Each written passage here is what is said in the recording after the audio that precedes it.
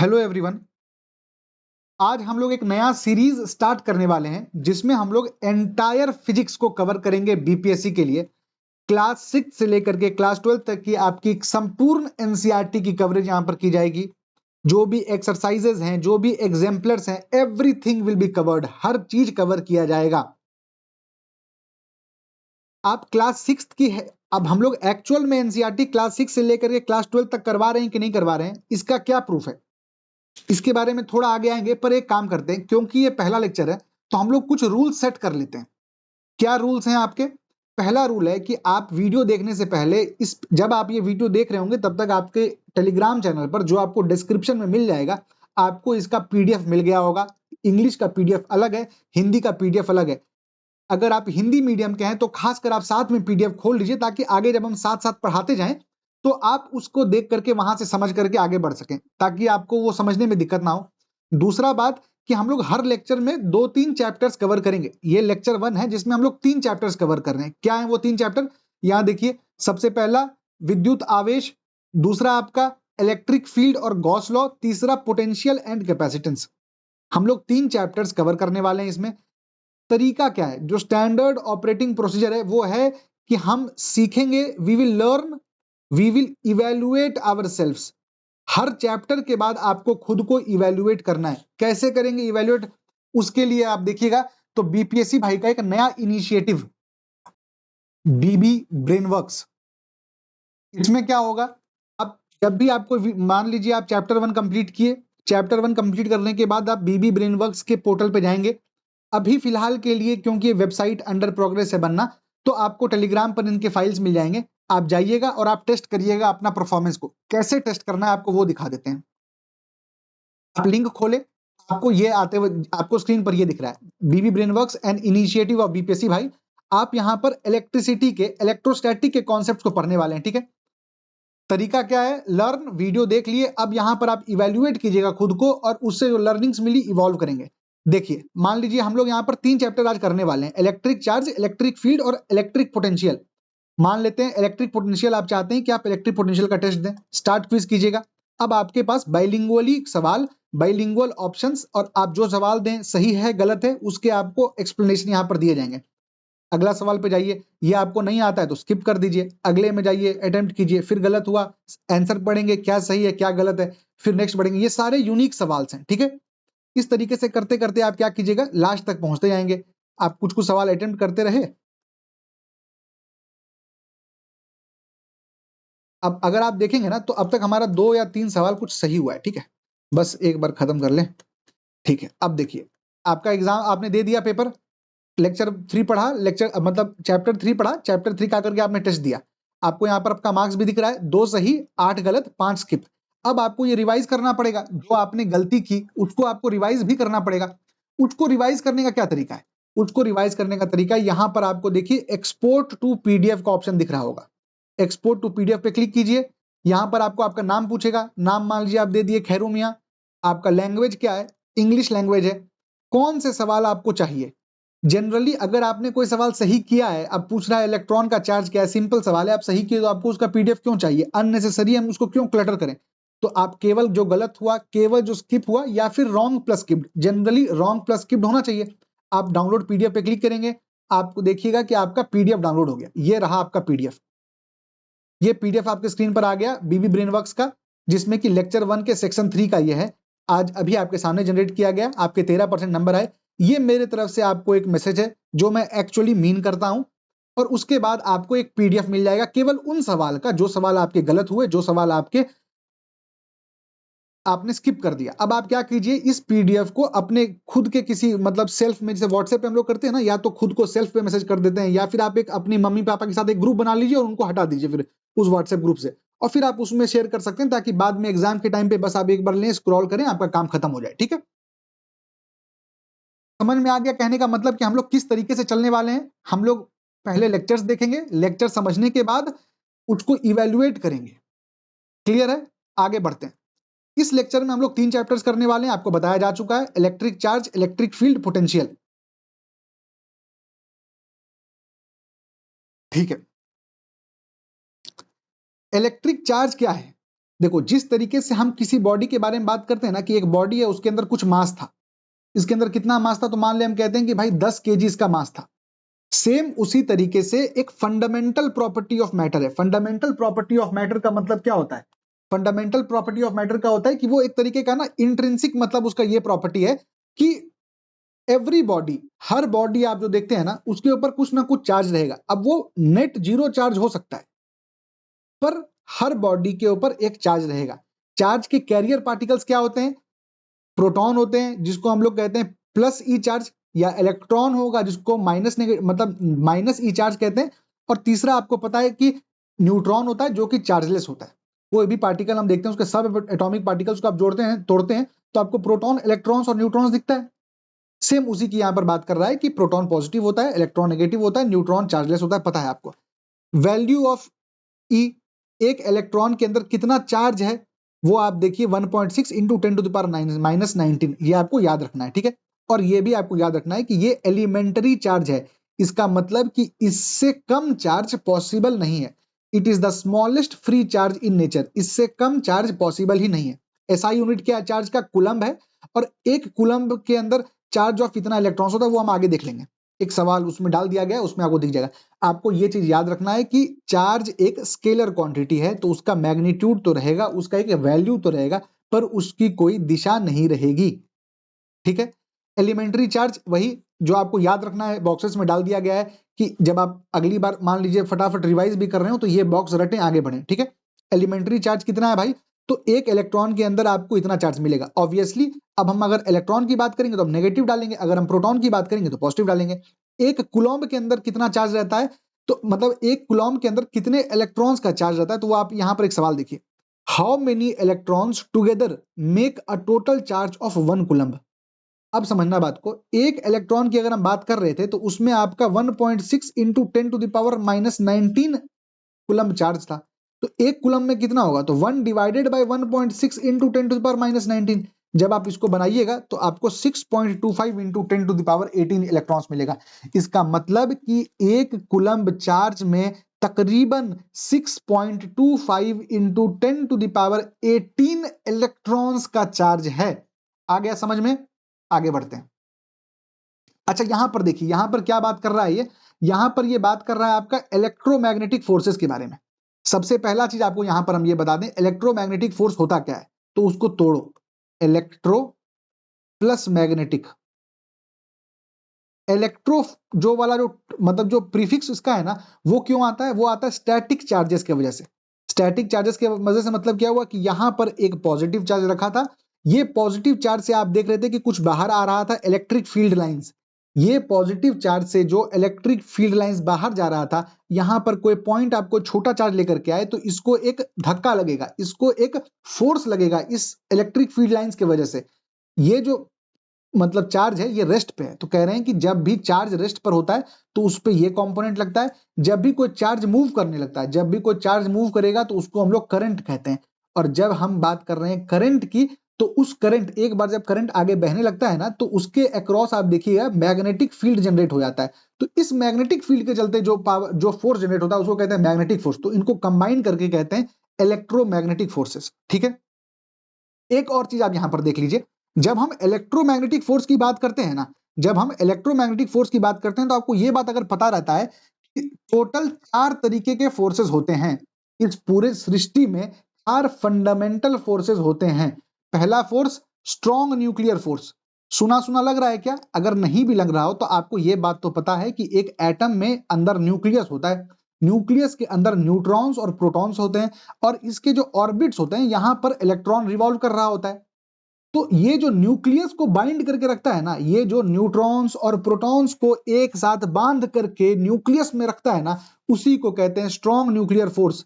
तो याद रखना, स्ट्रॉन्ग न्यूक्लियर फोर्स सबसे पावरफुल फोर्स है। उसके बाद आपको देखने को मिलेगा जिसको हम लोग कहते हैं इलेक्ट्रोमैग्नेटिक फोर्स, जिसके बारे में अभी हम लोग बात किए, जो कि 2 कारण से होता है। या तो आपका एक चार्ज स्थिर कहीं रेस्ट पर है, या तो चार्ज कहीं घूम रहा है। उस घूमते हुए चार्ज को कुछ लोग करंट भी कहते हैं, और उस करंट के चलते एक मैग्नेटिक फील्ड, एक चुंबकीय फील्ड भी जनरेट होता है, और उस जनरेशन के फील्ड के चलते जो फोर्स लगता है उसको हम लोग इलेक्ट्रोमैग्नेटिक फोर्स कहते हैं। तीसरा फोर्स जो है उसको हम लोग कहते हैं वीक न्यूक्लियर फोर्सेस। याद रखना बस एक बात कि ये भी न्यूक्लियस के अंदर ही होता है, पर ये उल्टा है, ये रेडियो एक्टिव डिके के समय पे काम आता है, तो ये इससे कम होता है। और लास्ट आपको मिलता है गुरुत्वाकर्षण, ग्रेविटेशनल फोर्स। तो हमको बस इतना पता है भाई कि 4 तरीके के फोर्स होते हैं, SEWG। हम याद सहवाग से किए हैं, आपको जैसे याद करना है कर सकते हैं। SE से तो इलेक्ट्रोमैग्नेटिक, H से ऐसा कुछ है ही नहीं, W से आपका हो गया वीक न्यूक्लियर फोर्सेस, और G से ग्रेविटेशन। याद रहेगा ये 4 फोर्सेस, इनके बीच का रिलेशन याद रखना। 3 सवाल थे आपके यहाँ पर, आपको दिख गया, 2 सवाल देख लिया। अब एक और सवाल देखते हैं। देखो आप अगर पैटर्न एनालाइज करेंगे ना फिजिक्स का, तो आपको ये चीज दिखेगा कि बीपीएससी बेसिक फॉर्मूला से भी सवाल पूछती है। अब ये जो बेसिक फॉर्मूलाज हैं, इनके सवाल आपको नहीं मिल रहे हैं एनसीईआरटी में, तो इसलिए इनको बना करके डाला गया है, ठीक है। A body has a charge of 5 into 10 to the power 20 excess electrons. यहां पर एक्सेस इलेक्ट्रॉन्स, अधिक इलेक्ट्रॉन क्यों बोला होगा, ये समझने की कोशिश करो। हम बता रहे हैं आपको एक बात कि भाई हमारे पास एक बॉडी थी, इस बॉडी के ऊपर 10 प्रोटॉन था, 10 प्रोटॉन अंदर होगा, 10 प्रोटॉन और ऊपर 10 इलेक्ट्रॉन था। तो इसका जो नेट चार्ज है, इसका जो नेट चार्ज है ये कितना होगा, इसका नेट चार्ज 0 हो जाएगा। क्यों? क्योंकि इलेक्ट्रॉन्स की जगह पर आप देखेंगे तो आया -10e और प्रोटॉन की जगह पर आया +10e, इन दोनों को जोड़े तो आपका 0 हो गया। तो आपको अगर एक्स्ट्रा चार्ज नहीं रहेगा किसी बॉडी के ऊपर तो उसका चार्ज 0 हो जाएगा। यहां पर पूछ जाए चार्ज बताओ, नेट चार्ज, इसका मतलब कि उसके ऊपर कुछ एक्सेस इलेक्ट्रॉन्स, कुछ अधिक इलेक्ट्रॉन्स होंगे जो कि उसके प्रोटॉन के चार्जेस को कैंसिल नहीं कर पा रहा है। ये क्या कह रहा है कि भाई तुम्हारे बॉडी के ऊपर 5 into 10 to the power excess electrons है। हमको इतना नहीं पता, हमको इतना पता है कि एक इलेक्ट्रॉन के अंदर जो चार्ज होता है वो 1.6 into 10 to the power -19 Coulomb's होता है। ये कह रहा है तुम्हारे पास 5 गुना 10 टू दी पावर 20 है, तो हम यहां पर इंटू कर देंगे 5 into 10 to the power 20। अब आप इसको जब कैलकुलेट करिएगा तो आपको आएगा 80 आंसर। आप एक सेकंड, आपका आंसर जो आएगा 80 आएगा। अब आपको यहां पर एक चीज ध्यान देना है कि ये जो 80 है, हम बात कर रहे हैं इलेक्ट्रॉन्स की, इसका मतलब कि ये नेगेटिव होगा। क्यों? क्योंकि इलेक्ट्रॉन का चार्ज -1.6 होता है, और वही अगर वो कह रहा होता कि अ बॉडी हैज डेफिसिट ऑफ इतना इलेक्ट्रॉन्स, तो इसका मतलब पॉजिटिव हो जाता। समझ में आ गया? अगर इलेक्ट्रॉन अधिक है तो नेगेटिव होगा। यहां तक आपको समझ में आ गया? बढ़िया। अब एक चीज ध्यान से समझो, आपको पढ़ने की जरूरत नहीं है, हम बस लेकर के आए हैं ताकि अगर आप लेक्चर के बाद में कभी रिवाइज करें तो आप समझ सकते हैं। हम आपको एक बात बोलते हैं भाई, जब हम कह रहे हैं आपको कि प्रोटॉन जो होता है वो पॉजिटिव होता है, जब हम आपको कहते हैं कि जो इलेक्ट्रॉन्स होता है वो नेगेटिव होता है, और जो न्यूट्रॉन होता है वो आपका न्यूट्रल होता है। तो बस इतना चीज याद रखना कि न्यूट्रॉन न्यूट्रल होता है, पर न्यूट्रॉन एक elementary particle, truly neutral elementary particle नहीं है। इसका मतलब क्या हुआ? इसका मतलब यह हुआ कि हम मान लेते हैं कि आज हम कह रहे हैं कि एक डब्बा है जो कि न्यूट्रल है, तो तुम बोले बढ़िया बढ़िया ये न्यूट्रल है। कोई आदमी आया इसको झांकने के लिए, तो उसके अंदर उसको एक पॉजिटिव इलेक्ट्रॉन और एक नेगेटिव, मतलब एक पॉजिटिव चार्ज और एक नेगेटिव चार्ज मिल गया। अब अगर इस बॉडी के अंदर एक पॉजिटिव चार्ज और एक नेगेटिव चार्ज है, इसका मतलब क्या हुआ कि ये बॉडी न्यूट्रल तो है, पर ये बॉडी नेट न्यूट्रल है, इसका नेट चार्ज 0 है। इस समझ लो कहने का मतलब, इसके अंदर चार्ज पार्टिकल्स हैं पर इसका नेट चार्ज 0 है। हम बस वही कह रहे हैं कि the neutron has net 0 charge, neutron के पास नेट 0 चार्ज है। समझ लो कहने का मतलब। अब तुम अगर गौर से देखोगे ना तो तुमको दिखेगा कि न्यूट्रॉन्स के अंदर सब एटॉमिक पार्टिकल्स होते हैं।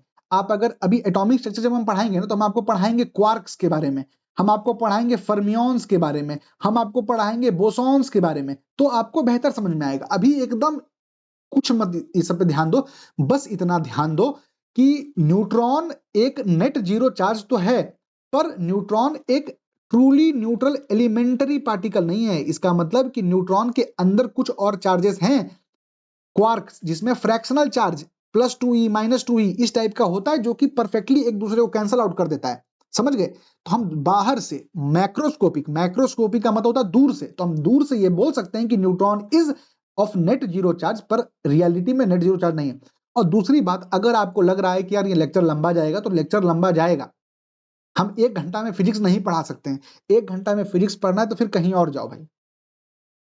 आप कोई भी डिसेंट आप देखेंगे अगर कोई कवरेज करेगा तो हमको नहीं लगता है कि 10 से 15 घंटे से कम में फिजिक्स खत्म किया जा सकता है ढंग से, अच्छे से। और अगर सवाल आता है कि क्या ऐसा कोई पार्टिकल एग्जिस्ट करता है जिसमें ट्रूली न्यूट्रल एलिमेंट्री पार्टिकल हो, तो न्यूट्रिनो एक ऐसा पार्टिकल है जो कि ट्रूली एलिमेंट्री है, मतलब उसके परत को हटा के अंदर देखोगे तो उसके अंदर तुमको छुपा हुआ पॉजिटिव या नेगेटिव नहीं दिखेगा। समझ में आ गया? वो सिंपली जीरो है।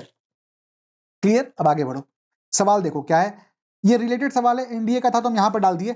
Which one of the following can charge an insulator? बात समझने की है कि इनमें से कौन सा है जो कि एक इंसुलेटर को चार्ज कर सकता है। अब एक बात समझना, तीन चीजें होती हैं भाई, एक होता है कंडक्टर, एक होता है सेमी कंडक्टर, एक होता है इंसुलेटर।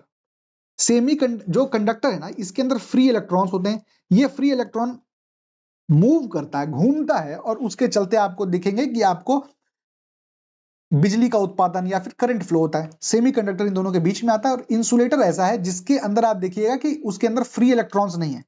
अगर इसके अंदर फ्री इलेक्ट्रॉन्स नहीं है तो करंट कैसे फ्लो कर सकता है? क्योंकि करंट इटसेल्फ, करंट और कुछ नहीं है भाई, करंट इलेक्ट्रॉन्स का मूवमेंट है, पर इंसुलेटर के पास तो ये है ही नहीं।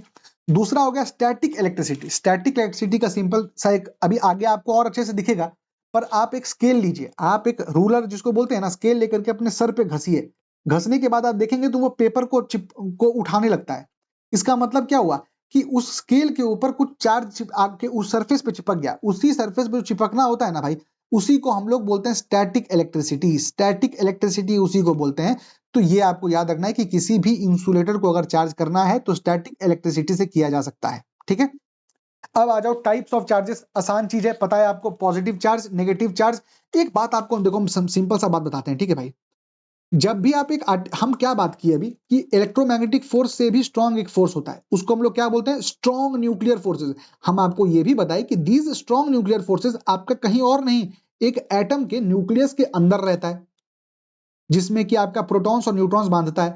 तो एक बात समझना, जब आप एक एटम की बात करते हैं ना, तो उसके अंदर आपको प्रोटॉन और न्यूट्रॉन दिख रहा है और ऊपर आपको इलेक्ट्रॉन्स दिख रहा है। ये जो इलेक्ट्रॉन ऊपर घूम रहा है ना, जब ये चला जाए तो ये आपका एंटायर चीज पॉजिटिव हो जाता है, जब एक्स्ट्रा आ जाए तो नेगेटिव हो जाता है। तो याद रखना कि पॉजिटिव चार्ज का मतलब प्रोटॉन से नहीं होता है, इसका मतलब डेफिशिएंसी ऑफ इलेक्ट्रॉन्स से होता है। इलेक्ट्रॉन्स का विलय हो जाना, इलेक्ट्रॉन्स की कमी हो जाना, उसको पॉजिटिव चार्ज बोलते हैं। नेगेटिव चार्ज किसको बोलते हैं? जब इलेक्ट्रॉन्स का एक्सेस हो जाता है, जब इलेक्ट्रॉन्स बढ़ जाता है तो उसको नेगेटिव चार्ज बोल देंगे। प्रोटॉन आपका टाइटली बाउंड रहेगा आपके न्यूक्लियस से। और ये एक चीज है कि अभी देख लो, बाकी और आपको आगे अच्छे से दिखाएंगे कि जो चार्जेस है ना, वो हमेशा आपके आउटर सरफेस पर ही रहता है। एक गॉस थ्योरम है, आगे गॉस थ्योरम और अच्छे से कवर होगा। तुम यहां पर बस इतना याद रखो कि मान लेते हैं कि ये एक स्फेयर है, मान लो एक स्फेयर है, ये हॉलो स्फेयर है, अंदर इसके हवा है। आप इसको चार्ज किए, तो चार्ज करने के बाद इसके ऊपर आप देखेंगे तो पॉजिटिव चार्जेस ऐसे फैल गया, ठीक है। तो ये जो चार्जेस है ना, ये सरफेस पर ही रहेगा, अंदर कोई मटेरियल तो है नहीं, हवा है, तो अंदर वो नहीं रहेगा। समझ में आ गया कहने का मतलब? कि किसी भी कंडक्टर के सरफेस पे आपको दिख जाएगा चार्जेस, पर इनसाइड आप देखिएगा तो नेट क्यू जो होता है, नेट चार्ज जीरो होता है। ये याद रखना, ठीक है। ये गॉस थ्योरम इसको और अच्छे से एक्सप्लेन भी करता है, ठीक है। तो इनसाइड अ कंडक्टर आप देखिएगा तो फ्री इलेक्ट्रॉन, ये हम समझा देते हैं इसको। इसका मतलब सिंपल सा है भाई कि कोई भी मान लो एक कंडक्टर है, जैसे मान लो गाड़ी है, कार है। कार किसका है भाई? तो मान लो स्टील व्हील का बना हुआ है या एल्यूमिनियम फाइबर, जो भी होगा, मतलब कंडक्टर है। अब आप कार में देखेंगे ना, तो कार के बाहर मान लेते हैं बिजली कड़क गया, ऐसा कुछ होता है ना, तो कार के बाहर तो चार्जेस रहेगा, पर कार के अंदर कोई चार्ज नहीं रहता है। यही चीज ये कह रहा है कि a person inside a car is safe during lightning, कि जब बिजली कड़कता है तो वो सेफ रहता है। क्यों? क्योंकि जो भी चार्ज वार्ज है ना, वो बाहर ही मेटलिक सरफेस पे रहता है। Inside electric field is zero. Electric field आगे अभी हम मतलब जब डिस्कस करेंगे इसी लेक्चर में, तो इसके बारे में आपको और अच्छे से पता चल जाएगा, ठीक है। फिलहाल बस इतना याद रखना कि एक कंडक्टर के सरफेस के ऊपर ही चार्जेस रहते हैं, उसके अंदर नहीं रहता है, ठीक है। प्रॉपर्टी ऑफ चार्जेस, ये हम आपको एनसीईआरटी का डाल तो दिए हैं यहाँ पर स्क्रीनशॉट, बस ताकि आपका भरोसा बना रहे कि एनसीईआरटी के हिसाब से ही चल रहे हैं। पर आ जाओ हम लोग थोड़ा अपने हिसाब से देख लेते हैं फटाफट। आपको पता होगा ये बात, फिर भी बोल देते हैं, लाइक चार्जेस जो होते हैं वो रिपेल करते हैं। जब भी आप दो पॉजिटिव पॉजिटिव चार्जेस को लाएंगे तो वो दूर भेजेगा, जब आप पॉजिटिव नेगेटिव चार्जेस को लाएंगे तो वो एक दूसरे को अट्रैक्ट करेगा। Like charges repel, unlike charges attract. Charge is conserved, इसका मतलब कि आज हम एक ये बक्सा है, इस बक्से के अंदर हम देखें कि यहां पर मेरे पास एक ग्लास का रॉड है। इस ग्लास रॉड को आप एक वुलन कपड़ा से घसे तो चार्ज आपका यहां से यहां चला जाएगा या यहां से यहां चला जाएगा एक दूसरे के सरफेस के ऊपर, पर नेट चार्ज जो है वो कहीं नहीं जा रहा है, वो कंजर्व्ड है। इसका मतलब क्या हुआ कि एक बॉडी ए था, एक बॉडी बी था। एक बॉडी ए ने इसको चार्ज दे करके इसको कुछ चार्ज दिया तो ये नेगेटिव हो गया, मान लो -2e हो गया, ये +2e हो गया। पर किसी भी समय पे आप इस एंटायर डब्बे का देखेंगे ना तो +2e -2e कट के 0 ही हो जाना है। तो चार्ज जो है वो हमेशा कंजर्व्ड रहता है। तीसरा, चार्ज इज क्वांटाइज्ड। इसका सिंपल तरीका है भाई, जो हम आपको ऊपर बताए ना कि चार्ज कभी भी एक इलेक्ट्रॉन के चार्ज से कम नहीं हो सकता है। अगर कोई चार्ज इलेक्ट्रॉन के चार्ज से कम नहीं हो सकता, इसका मतलब क्या हुआ कि इलेक्ट्रॉन, मान लो अगर किसी बॉडी पर ज्यादा चार्ज है, इसका मतलब उस पर 20 इलेक्ट्रॉन है, कुछ और चार्ज है तो 100 इलेक्ट्रॉन है। इसका मतलब क्या हुआ कि आप जब भी चार्ज की बात करेंगे ना तो आप उसको नंबर ऑफ इलेक्ट्रॉन्स के चार्ज के हिसाब से ही बात कर सकते हैं। Charge will always be n e, जहां पर n 1 2 3 4 माइनस प्लस जो होगा वैसा हो सकता है, और E आपका चार्ज ऑफ ये हो गया। समझ में आया कहने का मतलब कि charge on any body is always an integral multiple of the elementary charge. Clear है? अब आप यहां तक आ गए हैं तो अब आपको ये सवाल बनाना है। हम इस सवाल को नहीं बनाएंगे, बड़ा आसान सा सवाल है, देखो अपने से कुछ कुछ सवाल आपको बस दिखा देते हैं। देखो, a body has a charge of 3.2 into 10 to the power minus 19 coulombs। किसी भी बॉडी में इतना चार्ज है तो उसके पास कितने इलेक्ट्रॉन्स हैं? हमको एक चीज बताया गया है कि charge is always a multiple of electron. Q is equal to Ne, Q is equal to 3 into 2, 3.2 into 10 to the power minus 19 is equal to N into 1.6 into 10 to the power minus 19 coulombs। क्यों? क्योंकि electron का charge ये है, इन दोनों को काटोगे तो ये पूरा कट गया, ये पूरा कट गया, ये कट गया, ये कट गया, 2, तो n इज इक्वल टू 2। इसका मतलब अगर किसी बॉडी के ऊपर 2 एक्स्ट्रा इलेक्ट्रॉन है तो उसका चार्ज इतना होगा। Which of the following can not be a possible charge for a free body? Very important, कौन सा इनमें से पॉसिबल ही नहीं है? तो हमको ये पता है कि Q is equal to n e, तो वही इलेक्ट्रॉन होगा जिसमें n एक इंटीजर होगा। समझ रहे हो कहने का मतलब? वही चार्ज होगा जिसमें n इंटीजर होगा। इसमें क्या है भाई आपका n इज इक्वल टू 1 पे, ये n इज इक्वल टू 2 पर, ये n इज इक्वल टू 4 के ऊपर, पर ये पॉसिबल ही नहीं है। क्यों? क्योंकि Q is equal to n जब हम करेंगे तो Q है 2.4 इंटू 10 टू पावर माइनस 19 और ये 1.6 into 10 to power minus 19 into n is equal to 19। ये दोनों कट जाएगा, n देखिए तो 24/16 हो जा रहा है जो कि इंटीजर नहीं है ना? तो वही हो गया आंसर। सिंपल सवाल है, खुद देखिए इसको। चार्ज इज एडिटिव, अगेन ये भी आपके काम का चीज है। याद रखना, हम लोग क्या बोले थे कि चार्ज एक स्केलर क्वांटिटी है, चार्ज एक स्केलर क्वांटिटी है, ये चीज आपको बताया जा चुका है। तो सिंपल आप उसी हिसाब से याद रखिएगा कि चार्ज को अगर एक जगह पर प्लस क्यू चार्ज है, दूसरी जगह पर माइनस क्यू चार्ज है, तो आप इन दोनों को ऐड कर सकते हैं, चार्ज को सिंपली जोड़ा जा सकता है। ठीक है?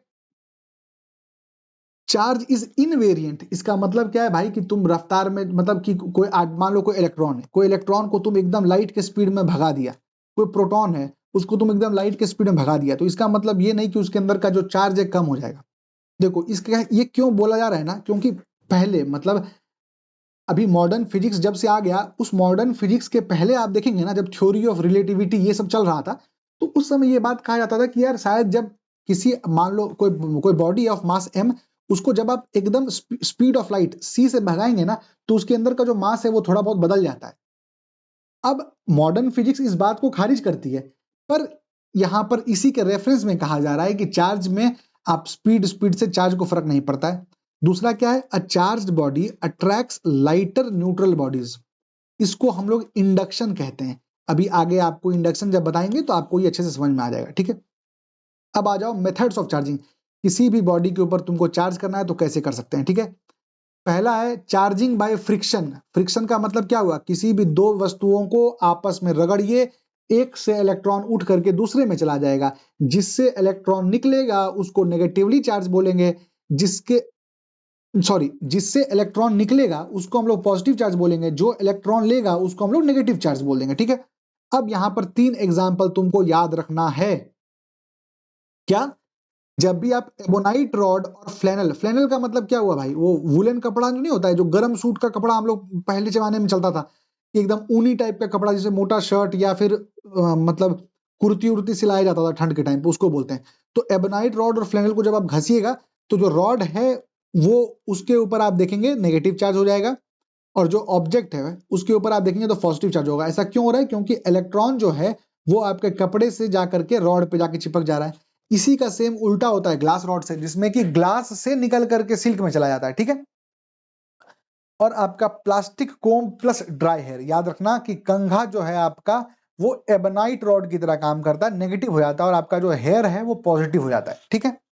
दूसरा, इस समझ में आ गया फ्रिक्शन का मतलब कि एक दूसरे में घसीएगा। देखो भाई सिंपल सी बात है, आप एक चीज को दूसरे चीज से घसे तो यहां से इलेक्ट्रॉन उड़ करके यहां चला आया, तो एक जन जहां से चला आया तो इसके पास अधिक इलेक्ट्रॉन हो गया, अधिक इलेक्ट्रॉन हो गया तो ये नेगेटिव चार्ज हो गया, जिससे चला गया वो पॉजिटिव चार्ज हो गया। यही तो है game, one is negative one is positive.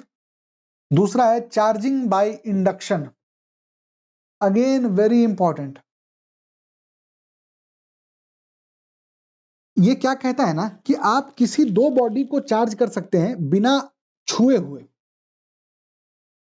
समझो कहने का मतलब, एक बॉडी ए था, एक बॉडी बी था, यहां पर हम एक नेगेटिव चार्ज लेकर के आए, नेगेटिव चार्ज लेकर के आए यहां पर ए पे। तो अब आप यहां पर गौर से देखो, ये है आपका ए में अभी जो है ना, ए में नेट जीरो चार्ज है, नेट जीरो चार्ज है। पर नेट जीरो चार्ज का मतलब ये थोड़ी होता है कि अगर इसके पास 5 पॉजिटिव होगा तो 5 को नेगेटिव होगा, तभी ना ये नेट जीरो चार्ज हो गया।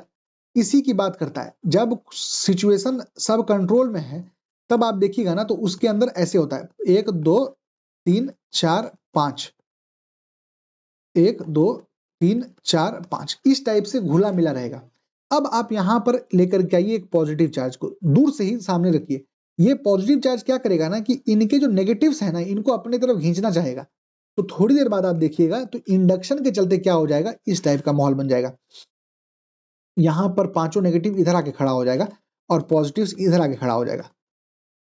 समझ गए कहने का मतलब? अब अगर ऐसा हो गया, अभी भी ये नेट जीरो ही है मेरे भाई, 5 इधर तो 5 इधर, अभी भी ये नेट जीरो ही है। अब थोड़ी देर बाद आप देखिएगा तो यहां पर मान लो एक बॉडी है, अब ये बॉडी के लिए ये पॉजिटिव हो गया तो ये इसका नेगेटिव खींच लेगा, तो यहां पर नेगेटिव हो जाएगा, ये पॉजिटिव हो जाएगा। कोई बॉडी किसी से सटा नहीं, बट स्टिल सब बॉडी में आप देखिएगा तो एक तरीके से चार्ज हो गया और ये एक दूसरों को अट्रैक्ट करने लगा। यही चीज यहाँ पर कह रहा है कि आप एक नेगेटिव चार्ज लेकर के आए तो इसके पॉजिटिव को इधर घेर दिया, इसके पॉजिटिव को इधर घेर दिया, तो आप देखिएगा तो पॉजिटिव इधर है तो नेगेटिव इधर हुआ। जब, हाँ यहाँ देख लो, जब पॉजिटिव इधर है तो यहाँ नेगेटिव हो जाएगा, फिर इस तरीके से वो पूरा इंड्यूस कर देगा। समझ में आया? इसी को बोलते हैं चार्जिंग बाय इंडक्शन। अब आ गया कूलम्स लॉ, वेरी इंपॉर्टेंट, रटना जरूरी है, उससे ज्यादा जरूरी है समझ पाना इस बात को। कूलम लॉ क्या है भाई? जिस तरीके से आप ग्रेविटेशनल लॉ पढ़ते हैं ना, सेम उसी तरीके से आपका कूलम्स लॉ काम करता है। क्या है कूलम्स लॉ? कूलम्स लॉ ये बोलता है कि आप दो चार्जेस है, देखो भाई यहां पर एक चार्ज है Q1, यहां पर एक चार्ज है Q2। कूलम लॉ क्या बोलता है कि आपका इन दोनों चार्जेस के ऊपर देखो, मान लो ये चार्ज पॉजिटिव है, ये चार्ज पॉजिटिव है, तो ये एक दूसरे को रिपेल करेगा, दोनों दूर भागेगा।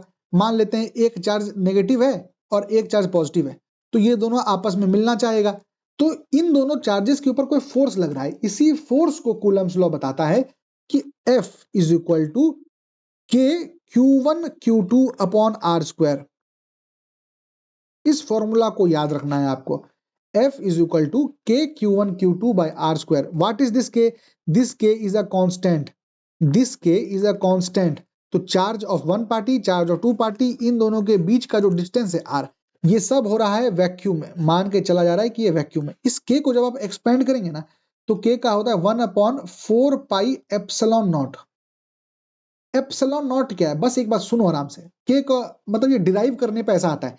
एप्सिलॉन नॉट को बोलते हैं ना permittivity in free space. Permittivity in free space, इसका मतलब क्या होता है भाई? एकदम आसान भाषा में सुनोगे ना, तो कहता है कि मान लेते हैं कोई वैक्यूम है या कोई भी एक ऐसा जगह है, हम अभी वैक्यूम की बात करेंगे तो उसको हम एप्सिलॉन नॉट बोलते हैं, इसको एप्सिलॉन बोला जाता है, इसको परमिटिविटी बोलते हैं, ठीक है। तो कहते हैं कि इलेक्ट्रिक फील्ड या फिर जो इलेक्ट्रिक फील्ड का मतलब समझे, जो इलेक्ट्रिसिटी जो चार्जेस का प्रभाव है वो कितना बढ़िया तरीके से कहीं रह सकता है, उसको हम लोग बोलते हैं परमिटिविटी। अगर परमिटिविटी कम है इसका मतलब बढ़िया से रह रहा है, परमिटिविटी ज्यादा है इसका मतलब रहने में दिक्कत हो रहा है। समझ में आया? नहीं भी समझ में आया तो कोई दिक्कत नहीं, बस ये याद रखना F is equal to k Q1 Q2 bye are square. ठीक है, अब आ जाओ यहाँ पर, ये आपका एनसीईआरटी से उठाया गया, सब क्लास 12 का एनसीईआरटी है। ठीक है, कुलम्स लॉ क्या बोल रहा है? F is equal to k Q1 Q2 upon are square, k is 1/4, k is equal to 1/4 pi epsilon naught. आपको ये चीज याद रखना है, क्या चीज? आपको ये चीज मेरे भाई याद रखना है, 9 इंटू 10⁹ ये इसका, और इसका आपको यूनिट भी याद रखना है। यूनिट तो थोड़ी देर में आप खुद ही डिराइव भी कर लेंगे, पर के का क्या है, 9 इंटू 10⁹ आपको याद रखना पड़ेगा। ठीक है, और ऐसे भी आप यूनिट नहीं कर सकते हैं, खुद से आप यूनिट कर सकते हो भाई। Force is equal to k Q1 Q2 upon are square. Force newton आपको पता है, k Q1 Q2 charge, charge तो कुलम कुलम, आर स्क्वायर मतलब मीटर स्क्वायर, तो एन ये ऊपर चला गया, मीटर स्क्वायर चार्ज -2, यही हो गया के।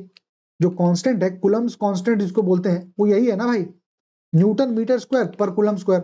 ठीक है, अब सवाल क्या है भाई मेरे, 2 point charges each of 1 coulomb, मतलब एक यहां पर 1 कूलम का चार्ज है, यहां पर एक 1 कूलम का चार्ज है, ये दोनों 1 मीटर दूरी पर रखे हुए हैं। यहां से लाइन खींचू, यहां पर 1 मीटर, इनके बीच में फोर्स कितना लग रहा है पता नहीं भाई, देखते हैं। F is equal to k Q1 Q2 upon are square. के आपको पता है 9 इंटू 10⁹ इंटू 1 अपॉन आर जो होगा वो मीटर में होगा, क्योंकि इसका SI यूनिट जो है वो मीटर में है, तो अपॉन 1 इंटू 1 आर स्क्वायर है, तो कट गया 1 1, ऐसे भी कुछ फर्क नहीं पड़ता, तो force is equal to 9 into 10⁹ ये आ गया। ठीक है, डिस्टेंस बिटवीन, ये बहुत इंपॉर्टेंट है, distance between two charges is doubled. मतलब एक चार्ज था Q1, एक चार्ज था Q2, इसके बीच का डिस्टेंस था R, अब उस डिस्टेंस को कर दिया गया 2R। तो F क्या था? F था K Q1 Q2 upon are square. अब हो गया ये F is equal to k Q1 Q2 upon 2R, क्योंकि अब इसके बीच का जो डिस्टेंस है वो 2R हो गया स्क्वायर। इस 2R स्क्वायर को खोलोगे तो क्या हो जाएगा, ये K Q1 Q2 upon 4R square, 2R into 2R, 4R square. तो इसका मतलब क्या हुआ कि 1/4, पहले F था तो अब F/4 हो गया। यही कह रहे हैं कि अगर दो चार्जेस के बीच का डिस्टेंस को दूर किया जाएगा तो फोर्स जो है वो 1/4 हो जाएगा। और आपको खुद भी समझ में आना चाहिए कि अरे भाई, एक पॉजिटिव चार्ज यहाँ पर मान लेते हैं, एक नेगेटिव चार्ज यहाँ पर है, एक दूसरे को खींच रहा है, इनके बीच में डिस्टेंस कम रहेगा तो ज्यादा खींचेगा, इन दोनों के बीच में डिस्टेंस ज्यादा रहेगा तो कम खींचेगा। एग्जैक्ट वही चीज है। ठीक है, अभी आप एक और चीज देख लीजिए भाई, ये इंपॉर्टेंट है और इससे आपको एक कॉन्सेप्ट भी बताएंगे। ठीक है, देखो ये क्या कह रहा है कि जो दो चार्जेस हैं, ये कह रहा है भाई, एक सेकेंड, ये डाला ही इसीलिए गया ताकि आपको इस कॉन्सेप्ट के बारे में बताया जा सके। दो चार्जेस हैं, आपको पेड कोचिंग भी, आप भाई आप एक कोचिंग नहीं है बीपीएससी में जो कि इस तरीके से आपको पूरा एकदम होलिस्टिक कवरेज है। हर, अगर एनसीईआरटी में कोई फॉर्मूला मेंशन हो गया तो उसको इज्जत से कवर करना, उसके ऊपर 3 को सवाल बनाना, हर चीज कवर किया गया। अगर आप हिंदी मीडियम के हैं तो साथ में हिंदी मीडियम का पीडीएफ खोलिए, साथ साथ पढ़िए उससे। नहीं है भाई, है ही नहीं। 2 चार्जेस, इन दोनों के बीच में 2 चार्ज है यहाँ पर। ठीक है, कुछ भी चार्ज होगा फर्क नहीं पड़ता, पॉजिटिव नेगेटिव, उनके बीच में फोर्स कितना है, 0.36 न्यूटन। ठीक है, अब उसको क्या किया, तेल में डाल दिया गया। एक बात समझना, बात को, हम जब बात कर रहे थे कूलम्स लॉ के बारे में तो हमने बात किया था कि भाई हम कूलम्स लॉ की बात कर रहे हैं तो ये वैक्यूम है, समझ लो। हम जब कूलम्स लॉ की बात कर रहे थे तो हम वैक्यूम में बात कर रहे थे, और हमने कहा था कि F is equal to 1/4 pi epsilon naught, जो कि आपका K था, into Q1 upon Q2 upon are square, है ना, ये मेरा फोर्स था भाई। अब अगर हमको ये उठा करके मीडियम में डाल दिया गया, अब अगर इसको मीडियम में डाल जाएगा तो ये वैक्यूम था ना, तो मीडियम का आपको फैक्टर को लेना पड़ेगा। मीडियम का फैक्टर समझाते हैं, देखो बात को।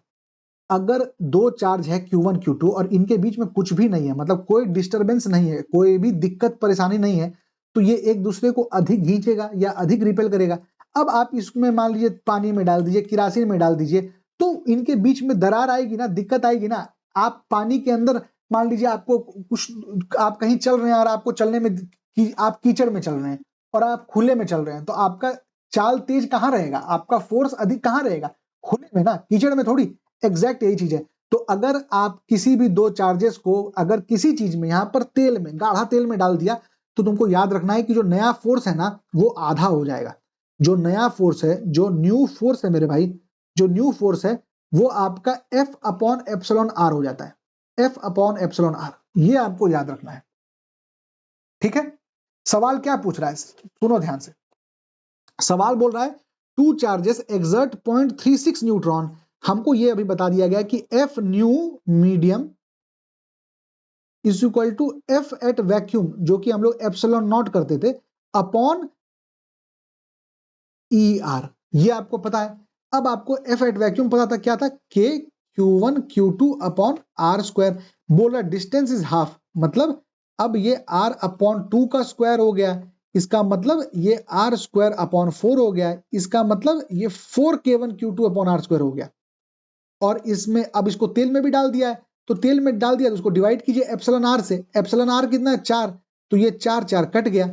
तो इसका मतलब कि जब हम उसको तेल में डाले और उसके बीच का डिस्टेंस को कम कर दिए तो उसके फोर्स पे कोई इफेक्ट ही नहीं पड़ा। तो पहले भी 0.36 था, अभी भी 0.36 होगा आंसर। ठीक है, दे कैंसल एग्जैक्टली। जो डिस्टेंस है उसको कम करने से क्या हुआ, बढ़ गया, और उस पानी में डाल, तेल में डालने से घट गया। ये बढ़ना और ये घटना दोनों आपस में कैंसिल हो गए।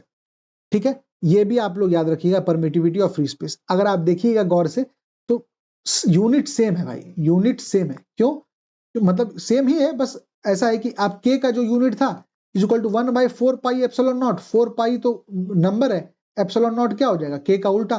तो के हम लोग पढ़े थे न्यूटन मीटर स्क्वायर कूलम -2। यहां पर कूलम ऊपर चला गया, न्यूटन मीटर स्क्वायर नीचे चला गया, याद रहेगा, बढ़िया। इसी एप्सिलॉन नॉट को कहते हैं हम लोग परमिटिविटी ऑफ फ्री स्पेस। आपका एनसीईआरटी में दिया हुआ है, क्लास 12th का एनसीईआरटी है, जो कि बताता है कितना आसानी से इलेक्ट्रिक फील्ड आपके वहां पर रह सकता है। ठीक है,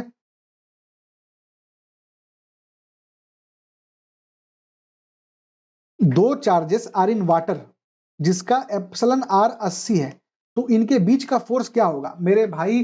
कितनी बार बताए हैं कि कोई दो पार्टिकल अगर वैक्यूम में है तो उनके बीच में फोर्स सबसे अधिक रहेगा। अगर वो कहीं भी कीचड़, कादो, पानी, तेल कहीं भी डालेगा तो वो घट जाएगा, घट जाएगा। इसका मतलब कि जो नया फोर्स है F new is equal to F old या फिर F at vacuum upon epsilon r. यहां पर एप्सिलॉन आर इज 80, इसका मतलब जो फोर्स है वो 80 गुना वीकर, कमजोर हो जाएगा।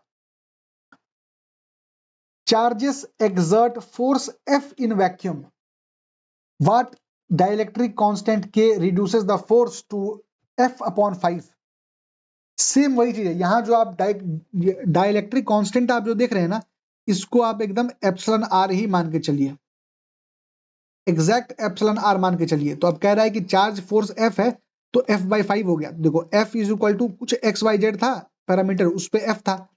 अब यहां पर जो डाइलेक्ट्रिक कांस्टेंट है एप्सिलॉन आर आ गया, उसका क्या है, के। तो हम क्या कहते हैं, F new is equal to F upon epsilon r. ये खुद ही कह रहा है कि अपॉन एफ अपॉन 5 हो गया, तो एप्सिलॉन आर क्या हो गया, 5। तो जो नया डाइलेक्ट्रिक कांस्टेंट हो गया वो आपका के 5 हो गया। इस चीज को आप लोग खुद देख लीजिए, एक्सप्लेनेशन खुद करो। अब ये आपको समझने की जरूरत है, यहां पर एक पॉजिटिव चार्ज था, यहां पर एक पॉजिटिव चार्ज था। पॉजिटिव चार्जेस रिपेल करेगा, कूलम लॉ बाहर ढकेलेगा। एक पॉजिटिव है एक नेगेटिव है, दोनों आपस में ठेलेगा। F is equal to k Q1 Q2 upon are square कर चुके हैं। ये आपको पता होना जरूरी है कि फोर्स और इनके बीच का जो डिस्टेंस है, इसका जो कर्व होता है वो 1 अपॉन आर स्क्वायर होता है। इसका मतलब ये आप देखिएगा तो एक तरीके का पैराबोला है। ठीक है, ये चीज अब आपको बता दिया गया भाई। प्रोपोर्शनैलिटी के बारे में बता दिया गया, Q1 Q2, inverse square law 1 upon are square बता दिया गया है। मीडियम इफेक्ट एप्सिलॉन आर के बारे में बता दिया गया है कि अगर वो पानी में जाता है, जैसे क्या बताए थे कि अगर 80 है एप्सिलॉन आर तो जो कूलम का फोर्स है वो 80 गुना कमजोर, वीकर हो जाएगा। ये आपको बताया जा चुका है। कुछ चीजें और आपको बस यहां पर दिखाते हैं।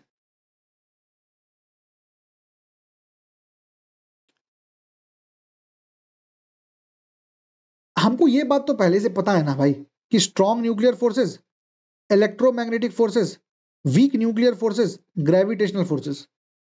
बस यहीं से एक चीज याद रखना कि इलेक्ट्रिक फोर्स जो है ना वो लगभग 10 टू दी पावर 36 गुना स्ट्रॉन्गर है ग्रेविटी से। समझ गए। फिर आता है एक सुपर पोजिशन प्रिंसिपल। भाई ये कूलम्ब फोर्स एटसेट्रा जो भी हो, इसका मतलब क्या है तो ये फोर्स ही ना।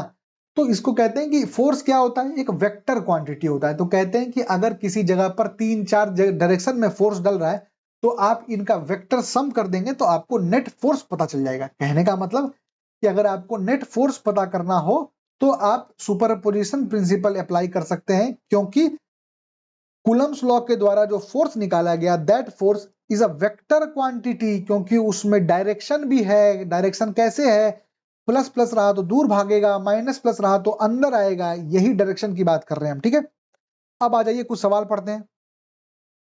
पहला सवाल क्या है भाई, पहला सवाल है which law of physics states that the force between two electric charges reduces to a quarter of its former value if the distance is doubled। Excellent सवाल पूछ रहा है, कह रहा है ऐसा कौन सा लॉ है जो ये बात बोलता है कि अगर आपके दो चार्जेस हैं, इन दो चार्जेस के बीच में जो डिस्टेंस r था, इस डिस्टेंस को अगर आप दुगना 2r कर दें तो इसका जो फोर्स है वो 1/4 हो जाएगा। आपको पता है भाई ये कूलम्ब लॉ कहते हैं k q1 q2 upon r square, k is nothing but 9 into 10 to the power -19।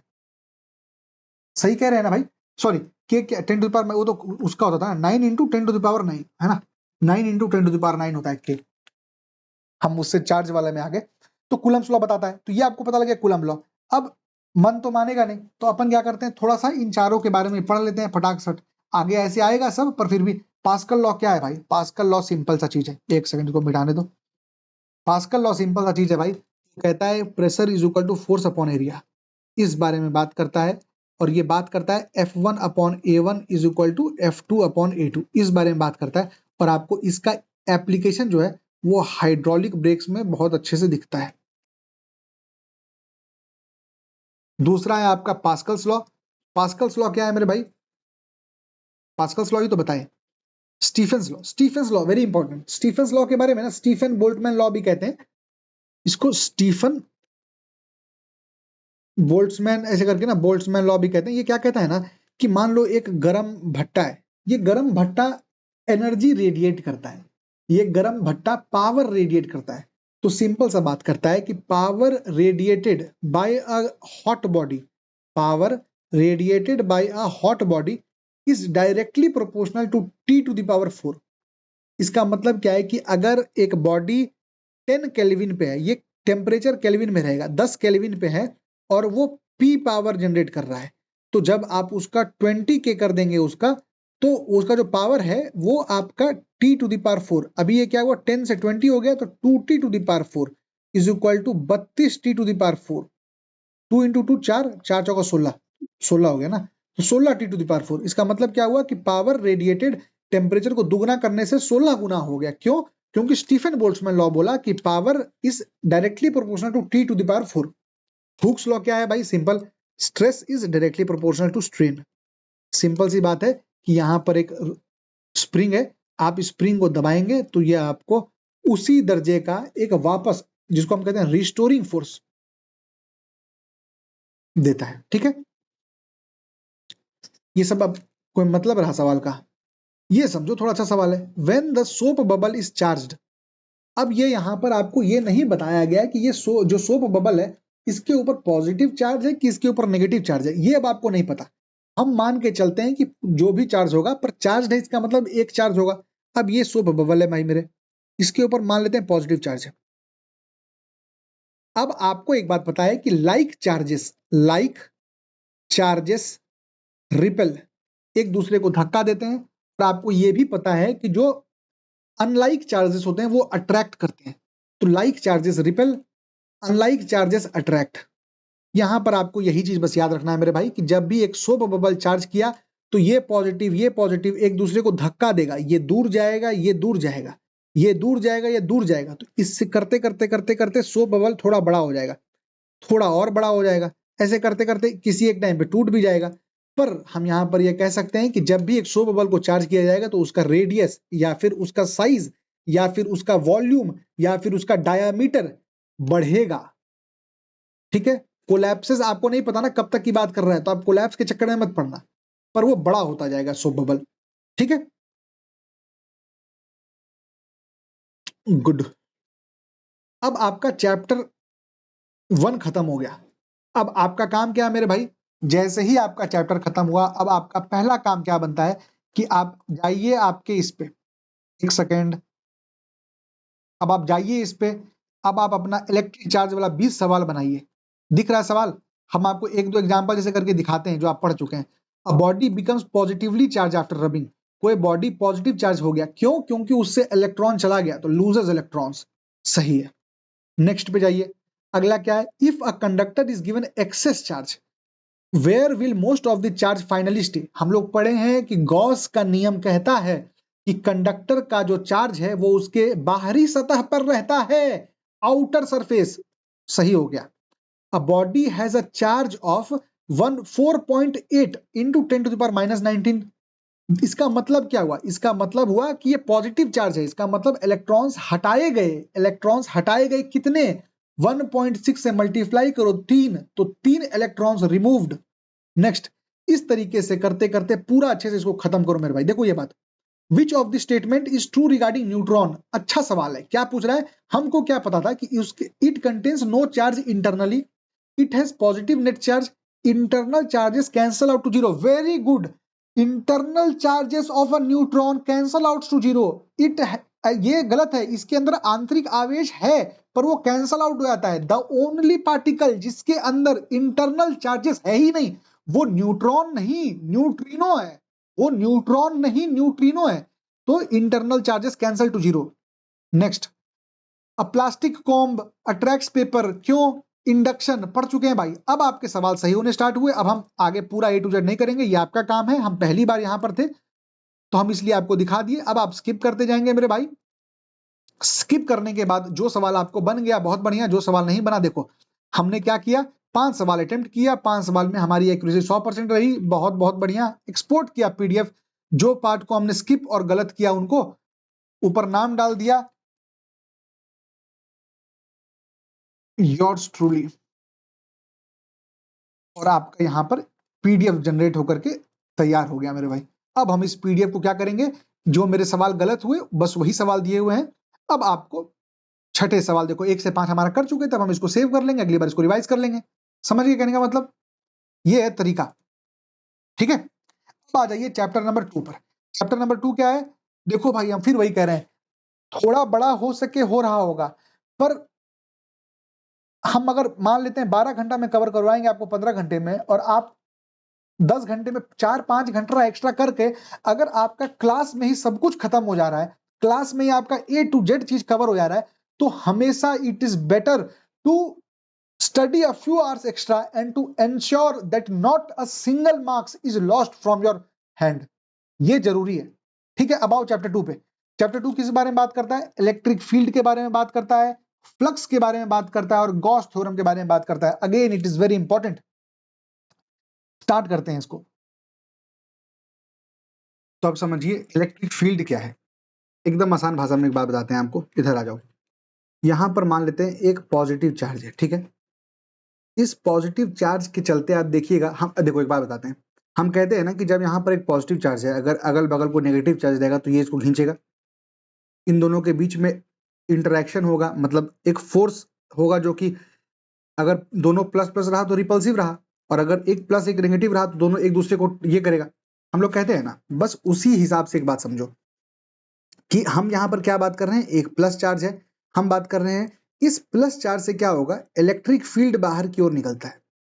इस प्लस चार्ज से इलेक्ट्रिक फील्ड जो है वो बाहर की ओर निकलता है, और ये जो बाहर निकल रहा है ना, ये जो एरिया है भाई, इधर अगर आप कोई दूसरे चार्ज को लेकर के आ जाते हैं, आप यहां पर मान लेते हैं Q0 को लेकर के आ जाते हैं, तो इस चार्ज के चलते, इस चार्ज के ऊपर, मतलब ये जो बड़ा चार्ज है, ये बिग चार्ज जो है, इस बिग चार्ज के चलते ये जो, इसको हम लोग टेस्ट चार्ज बोलते हैं। देखो एक बात बताते हैं, दो चार्ज होता है, एक होता है जो इसको मतलब मेजर चार्ज, जो कि आप नॉर्मल जिसको कहते हैं ना कि ये Q, दूसरा है Q0। Q0 को बोलते हैं टेस्ट चार्ज। टेस्ट चार्ज का मतलब क्या होता है कि बहुत इनसिग्निफिकेंट है, इसका चार्ज बहुत कम है। ठीक है। अब यहां पर आप ध्यान दीजिएगा इस बात को कि यहां पर आ गए हम, यहां पर एक बड़ा चार्ज है, इस बड़े चार्ज के चलते एक Q0, एक छोटा चार्ज को जो फोर्स महसूस होता है ना, जो इन्फ्लुएंस महसूस होता है ना, जो प्रभाव महसूस होता है ना, उसी को हम लोग कहते हैं इलेक्ट्रिक फील्ड। अब आपको ये बात समझना पड़ेगा कि अगर ये पॉजिटिव चार्ज है और इस पे नेगेटिव चार्ज है, तो इस पे जो प्रभाव पड़ेगा वो इस तरफ पड़ेगा। समझ रहे हो कहने का मतलब? अगर ये पॉजिटिव होगा तो इसके ऊपर जो प्रभाव होगा वो इस तरफ पड़ेगा। इसी को बोलते हैं इलेक्ट्रिक फील्ड। तो इलेक्ट्रिक फील्ड क्या है? सिंपल सी बात है, the region around the charge, जहां पर उसका इन्फ्लुएंस बाकी चार्जेस एक्सपीरियंस कर सकें, उसको इलेक्ट्रिक फील्ड बोलते हैं। इलेक्ट्रिक फील्ड इंटेंसिटी किसको बोलते हैं भाई? सिंपल सी बात है, सेम चीज है, बस एक नजरिया अलग है कि हम एक यूनिट पॉजिटिव चार्ज को लेकर के आए। यूनिट पॉजिटिव चार्ज का मतलब क्या हुआ? जिसका चार्ज 1 कूलम्ब है। हम एक यूनिट पॉजिटिव चार्ज को लेकर के आए तो उस पर कितना फोर्स लगा, उसी को कहते हैं इलेक्ट्रिक फील्ड इंटेंसिटी। इसका मतलब क्या है? इलेक्ट्रिक फील्ड कोई नंबर नहीं है मेरे भाई, वो एक इलाका है। इलेक्ट्रिक फील्ड एक इलाका है। उस इलाके में क्या प्रभाव है, उस प्रभाव को कैलकुलेट करने के लिए कि यार तुम्हारे बात में दम है, ये हो गया फील्ड। कितना दम है? 1 पाव, पौना किलो, 1.5 किलो, 5 किलो, 1 पसेरी, 1 टन, 1 क्विंटल, कितना? उसके लिए बोलते हैं हम लोग electric field intensity. It is a quantification of the electric field. तो force per unit positive charge, इसको हम लोग आपके इलेक्ट्रिक फील्ड इंटेंसिटी कहते हैं। ठीक है, याद रखना, इलेक्ट्रिक फील्ड इंटेंसिटी क्या है? आपका फोर्स पर यूनिट चार्ज। इसका एसआई यूनिट, फोर्स का न्यूटन, क्यू का कूलम्ब्स, या फिर वोल्ट पर मीटर। ये आगे आपको आ जाएगा वोल्ट पर मीटर कहां से आ रहा है, पर यहां पर याद रखना इसके दोनों यूनिट्स होते हैं। ठीक है, फिलहाल के लिए बस याद रखो उसको। अब कुछ कुछ सवाल बनाते हैं इसे, ताकि थोड़ा सा आपको क्लैरिटी और मिल जाएगा। The charge of 2 micro Coulomb's, micro का मतलब 10⁻⁶, ठीक है, Coulomb's is placed at a point experiences a force. अच्छा ठीक है, इसका मतलब कि ये जो चार्ज है ना भाई, अब देखो एक बात बताते हैं, कोई एक बड़ा चार्ज होगा जिसके चलते कोई प्रभाव पड़ रहा होगा। यहां पर एक चार्ज आया तुम्हारा 2 माइक्रो कूलम्स का, एकदम टेस्ट चार्ज, छोटा चार्ज, टेस्ट चार्ज। इस टेस्ट चार्ज ने बताया कि भाई हम यहां पर आए थे तुम्हारे इलाके में, तो हमको 0.1 न्यूटन का धक्का लगा, हमको 0.1 न्यूटन का फोर्स लगा। तो ये बताओ इस जगह पर इलेक्ट्रिक फील्ड कितना था? वही मतलब इलेक्ट्रिक फील्ड इंटेंसिटी कितना था? सिंपल सा बात बताया हमको, electric field is equal to F upon Q. Force आपको 0.1 पड़ा, डिवाइडेड बाय 2 इंटू 10⁻⁶, ऊपर जाओगे तो आ जाएगा तुम्हारा 5 into 10⁴ Newton per coulomb. Answer यही है। ठीक है, ये क्या है आपका? Electric field at a point is इतना। अब आपको यहां पर इलेक्ट्रिक फील्ड बता दिया और आपको चार्ज के बारे में बता दिया, तो पूछ रहा है फोर्स क्या है। अब एक बात समझना, बात को थोड़ा सा अगर गौर से सुनोगे एक बढ़िया चीज बताएंगे। कहीं से आ रहा होगा, कहां से आ रहा है हमको नहीं पता, कहीं से आ रहा था, इस टाइप का इलेक्ट्रिक फोर्स था, इलेक्ट्रिक फील्ड था। ठीक है, इसके पास एक चार्ज आया -4 माइक्रो कूलम, है ना? फील्ड का डायरेक्शन इस तरफ है, चार्ज इधर है। अब चार्ज इसको अंदर खींचेगा, क्यों? क्योंकि यहां से बाहर निकल रहा है, तो पॉजिटिव चार्जेस से बाहर निकलता है, आगे बताएंगे इसके बारे में। पॉजिटिव चार्ज से बाहर निकलता है, ये नेगेटिव है, ये दोनों आपस में खींचेंगे। तो एक चीज तो आपको पता चल जाना चाहिए कि ये ऑपोजिट टू फील्ड डायरेक्शन लगेगा, ऑपोजिट टू फील्ड डायरेक्शन लगेगा ये फोर्स। तो आप कैलकुलेट नहीं भी करते तो आपको डायरेक्शन से जवाब दे देना था कि यार इसका जो जवाब है वो ऑपोजिट टू फील्ड डायरेक्शन है। क्यों? क्योंकि फील्ड का डायरेक्शन देखो, क्यों क्यों क्यों क्योंकि फील्ड का डायरेक्शन इस तरफ है और आपका चार्ज नेगेटिव है, तो चार्ज का डायरेक्शन इस तरफ होगा, तो ऑपोजिट टू फील्ड डायरेक्शन। उसी से आपको टिक मार देना था। वैसे आपको पता हुआ है same formula, F is equal to Q E या फिर E is equal to F upon Q. इसको आप यूज कीजिए, जवाब आपके पास है। हाँ, ये भी एक बात समझो, थोड़ा सा इंपॉर्टेंट है, अगर समझोगे तो बहुत मजा आ जाएगा। ठीक है, क्या कह रहा है भाई? कह रहा है कि 2 चार्जेस हैं, देयर आर 2। आप लोगों को ये दिया गया है हिंदी पीडीएफ, साथ में हिंदी पीडीएफ लेके चलिए। 2 equal charges plus Q are placed 2 metre apart. What is the net electric field at the exact mid point? कह रहा है कि एक चार्ज है प्लस क्यू यहां पर, एक चार्ज है प्लस क्यू यहां पर, इन दोनों के बीच का डिस्टेंस जो है वो है 2 मीटर। कह रहा है कि हम यहां पर खड़े हैं, हम जहां पर खड़े हैं वहां पर इधर 1 मीटर है, इधर 1 मीटर है। इस पॉइंट पर नेट इलेक्ट्रिक फील्ड बताइए। नेट इलेक्ट्रिक फील्ड क्या होगा? इसके चलते जो प्रभाव और इसके चलते जो प्रभाव, उन दोनों को। ठीक है, अब एक बात समझना, ये पॉजिटिव है ना मेरे भाई, ये पॉजिटिव है तो इससे निकलेगा, ये पॉजिटिव है तो इससे निकलेगा। इस पॉइंट पर आप देखेंगे तो एक फोर्स लग रहा होगा इस तरफ, क्यों? इस क्यू के चलते, Q1 के चलते। तो क्या होगा ये K Q1 मतलब सॉरी F अपॉन Q बोलते हैं ना भाई, तो F1 अपॉन Q1 या फिर E1 अपॉन Q1। देखो E is equal to F upon Q, F लग रहा है तो F is equal to EQ, तो इधर लग रहा है तो EQ। नेट इलेक्ट्रिक फील्ड पूछ रहा है। अब क्योंकि दोनों का चार्ज सेम है Q और Q, तो इसका इधर जो इलेक्ट्रिक फील्ड होगा वो भी Q का फंक्शन है, इसका भी जो होगा Q का फंक्शन है। अब ये फोर्स भी क्या है भाई, 1/4 pi epsilon not Q1 Q2 upon R square, यही पढ़े थे ना। R भी सेम है, R भी सेम है, Q1 भी सेम है, Q2 भी सेम है, तो फोर्स भी सेम हो गया, Q भी सेम हो गया। तो इसका मतलब क्या हुआ कि magnitude of electric field is same.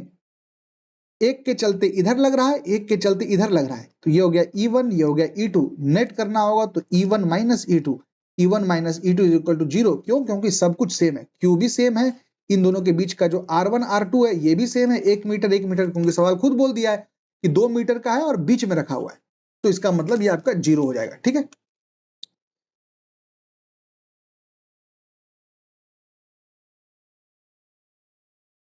Field due two point charge at a distance R।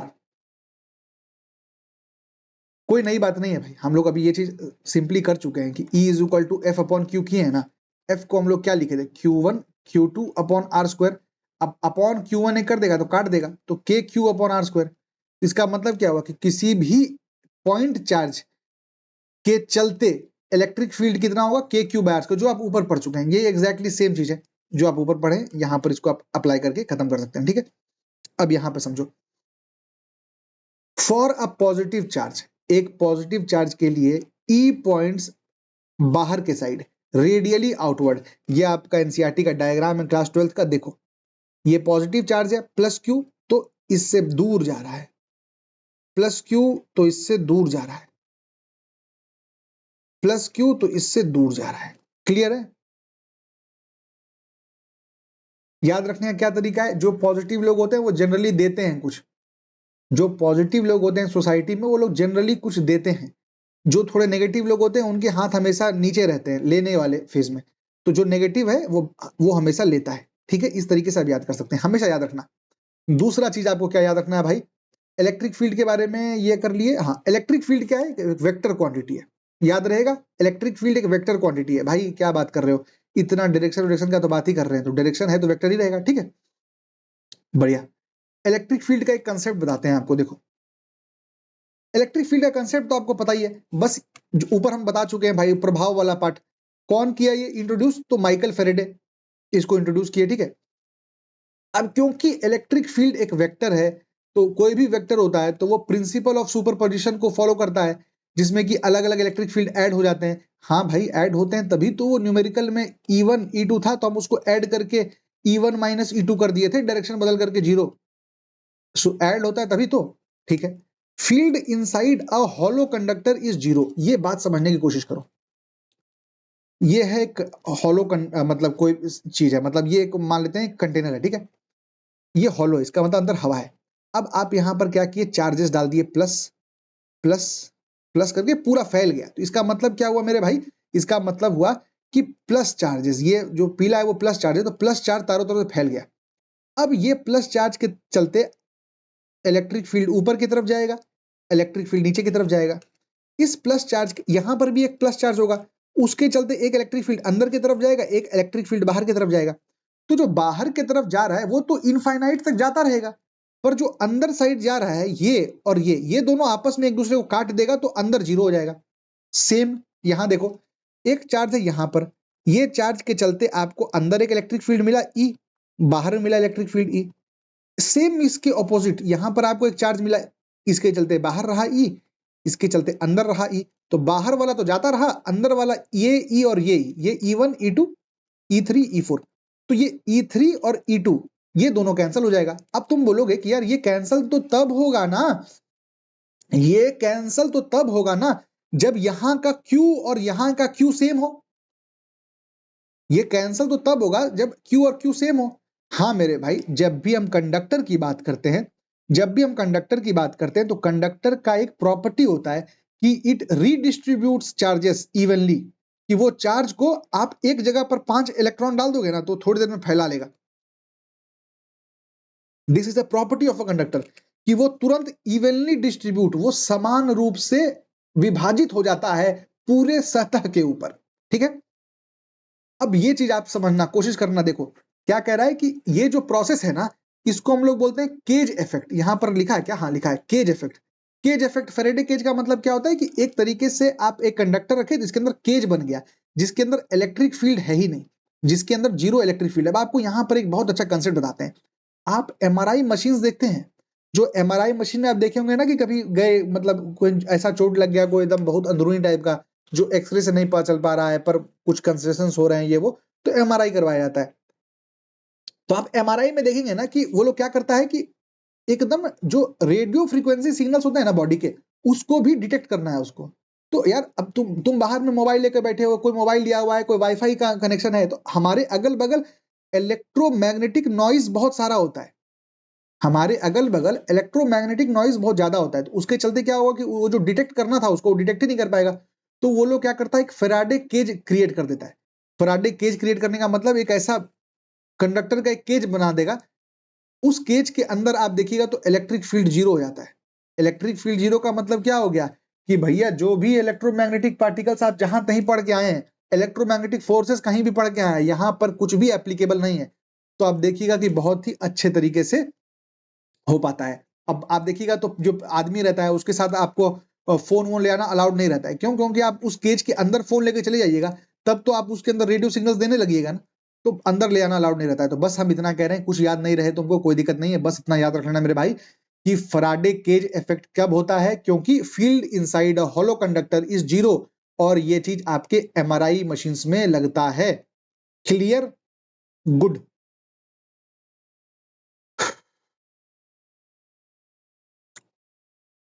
ये भी आपको पता है, इलेक्ट्रिक फील्ड इंटेंसिटी और फोर्स के छोड़ो, जरूरत नहीं, आगे बढ़ो।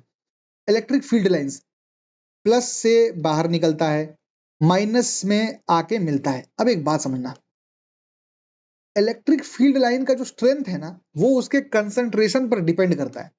कहने का मतलब, एक पॉइंट ये है चार्ज, ये चार्ज ये है, इस चार्ज से तुम देखोगे कि लाइन निकल रहे हैं बाहर। जहां पर बहुत ज्यादा लाइन निकलते हैं ना, इसका मतलब उस एरिया में उसका प्रभाव ज्यादा है। समझ लो, एक लाइट की तरह है भाई। अगर एक लाइट हल्का कम वाट का बल्ब रहेगा तो थोड़ा लाइट तो देगा ही, पर उतना दूर तक इंजोरा नहीं करेगा। अगर कोई हाई वोल्टेज का रहा, एकदम हाई वाट वाला 20-30 का, तो एकदम वो दूर तक मारता है लाइट। वही है स्ट्रॉन्ग इलेक्ट्रिक फील्ड। जहां पर भी आपको अधिक number of electric field lines दिखें, जहां भी आपको अधिक number of electric field lines दिखें, इसका मतलब कि it is a strong field. जहां भी आपको कम इलेक्ट्रिक फील्ड लाइंस दिखें, इसका मतलब it is a weaker field. ठीक है, सेम देखो, stronger field, weaker field. Weaker में आप देखिएगा तो दूर दूर है, ये लाइंस आप देखेंगे अगर तो दूर दूर है, ये देखिए तो पास पास है, इसीलिए जो कहते हैं कि ये स्ट्रॉन्गर है, ये वीकर है। समझ में आया कहने का मतलब? अब यहां पर देखो तुम, हम क्या बोले, इलेक्ट्रिक फील्ड लाइन पॉजिटिव से निकलती है, इलेक्ट्रिक फील्ड लाइन पॉजिटिव से निकलती है, नेगेटिव में आके मिलती है, तो गया धिक धिक। अब आप, कोई आदमी यहां पर खड़ा होगा तो यहां पर ज्यादा लाइंस निकल रही है, आप जैसे जैसे दूर जाते जाएंगे तो लाइन कम हो जाएगी। तो अगर सवाल में आपके दे देता है पॉइंट ए, अगर आपके सवाल में यहां पर पॉइंट ए और यहां पर पॉइंट बी दे देता, तो याद रखना कि point A is stronger than point B. ठीक है, properties of electric field lines very very important, गौर से सुनो। स्टार्ट होता है पॉजिटिव से, एंड होता है नेगेटिव पे, ऊपर बताया जा चुका है। और अगर हम आइसोलेटेड चार्ज की बात करें, सिंगल पॉजिटिव चार्ज की बात करें, तो वो दिग दिगांतर तक जाते रहेगा, मतलब इंफिनिटी तक जाता रहेगा। ठीक है, the tangent at to the field line उसका डायरेक्शन देता है। टेंजेंट का मतलब क्या होता है? कुछ नहीं, स्लोप। एग्जांपल मानो, आपको यहां पर अगर जानना है कि इलेक्ट्रिक फील्ड का डायरेक्शन क्या है, तो इस पॉइंट पे एक लाइन ऐसे खींच दो, इसको टेंजेंट बोलते हैं, और ये जो डायरेक्शन होगा ये इसके इलेक्ट्रिक फील्ड का डायरेक्शन होगा। समझ गए? समझ गए? इस लाइन पे देखो, इस लाइन का टेंजेंट क्या होगा, इस लाइन का टेंजेंट सेम ऐसा होगा, तो यही इसका इलेक्ट्रिक फील्ड का डायरेक्शन भी है। ठीक है, तो इलेक्ट्रिक फील्ड लाइंस पे जब आप उसका स्लोप निकालते हैं ना, टेंजेंट, तो उसके डायरेक्शन देता है। दो लाइन कभी भी इंटरसेक्ट नहीं करता है। क्यों नहीं करता है? क्योंकि अगर वो दो लाइन इंटरसेक्ट करने लगेगा, इसका मतलब ये हो जाएगा कि सेम पॉइंट पर दो डायरेक्शंस हैं इलेक्ट्रिक फील्ड के, जो कि इम्पॉसिबल है, which is impossible. Same point पर एक इलेक्ट्रिक फील्ड ऐसा जा रहा है, एक इलेक्ट्रिक फील्ड ऐसा जा रहा है, तो इस पॉइंट पर कोई आदमी गौर से देखेगा तो उसको एक टेंजेंट ऐसा दिख जाएगा, एक टेंजेंट ऐसा दिख जाएगा, जो कि पॉसिबल ही नहीं है। एक पॉइंट पर इलेक्ट्रिक फील्ड का एक ही डायरेक्शन होता है, इसीलिए दो इलेक्ट्रिक फील्ड लाइन कभी आपस में टकराते नहीं है, इस टाइप के रहते हैं। ठीक है, जो क्राउडेड है वो स्ट्रॉन्गर है, जो वाइडली प्लेस्ड है वो वीकर है। For unlike charges field like contract length wise. ठीक है, आगे बढ़ते हैं। ये एक चीज देखो भाई, ये बहुत इंपॉर्टेंट है।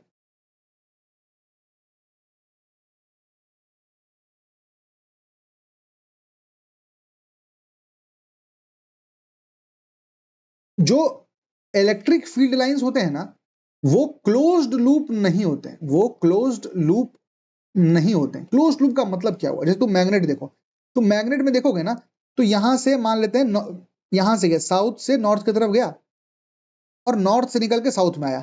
सेम लाइन देखोगे तो सर्कुलर है, सेम लाइन घूम रहा है। इसका मतलब क्या हुआ कि ये एक क्लोज्ड लूप है मेरे भाई, ये एक क्लोज्ड लूप है, सेम लाइन आगे पीछे जा रहा है।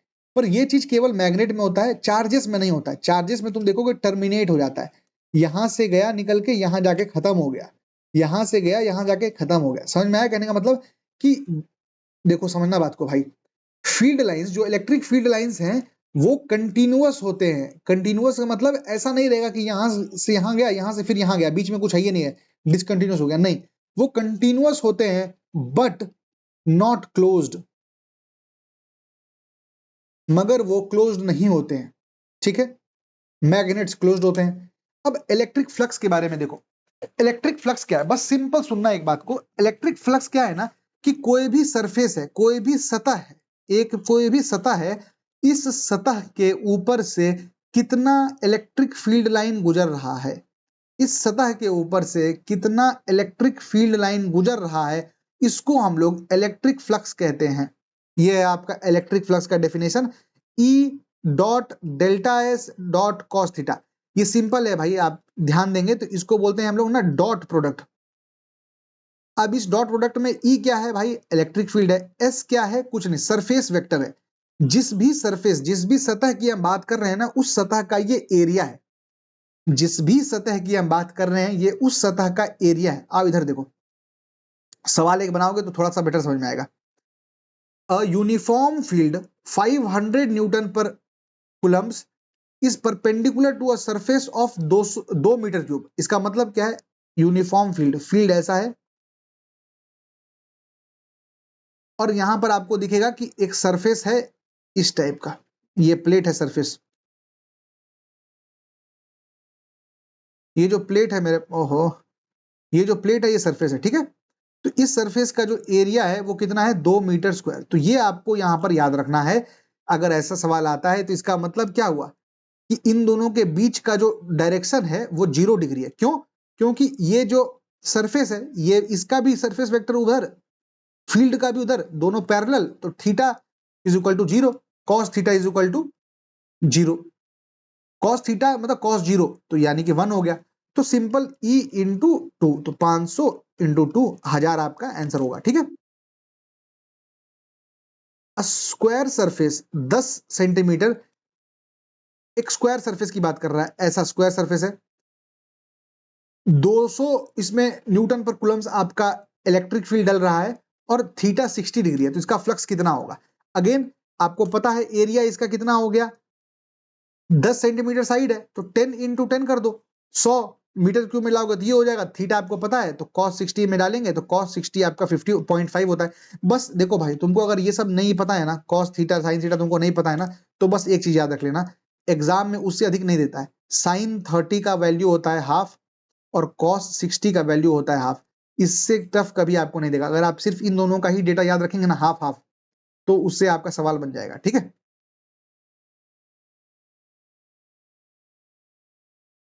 सेम चीज है भाई। Electric, sorry, a cube of side 1 metre में एक यूनिफॉर्म इलेक्ट्रिक फील्ड है, net flux through the entire cube again वही है, नेट फ्लक्स पूछा है भाई थ्रू द एंटायर क्यूब। अब इसका दो तरीका है बनाने का, एक तो ये तरीका है कि आपको पता होना चाहिए भाई कि नेट फ्लक्स पूछा है तो जो इधर घुस रहा होगा वो वहीं से निकल जा रहा होगा, समझ लो कहने का मतलब। तो इसका मतलब सारे एक दूसरे से कैंसिल आउट हो जाएंगे तो जीरो हो जाएंगे।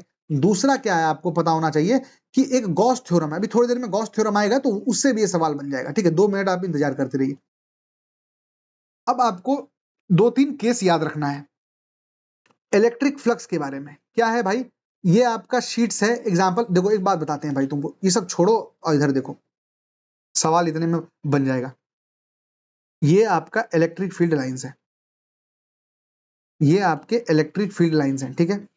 अब आप क्या किए, आपको बोला फ्लक्स निकालो, आपको फ्लक्स के बारे में पता है कि कितने लाइन, कितने इलेक्ट्रिक फील्ड लाइन हमारे सतह से भेद करके बाहर निकल रहे हैं, उसको फ्लक्स बोलते हैं।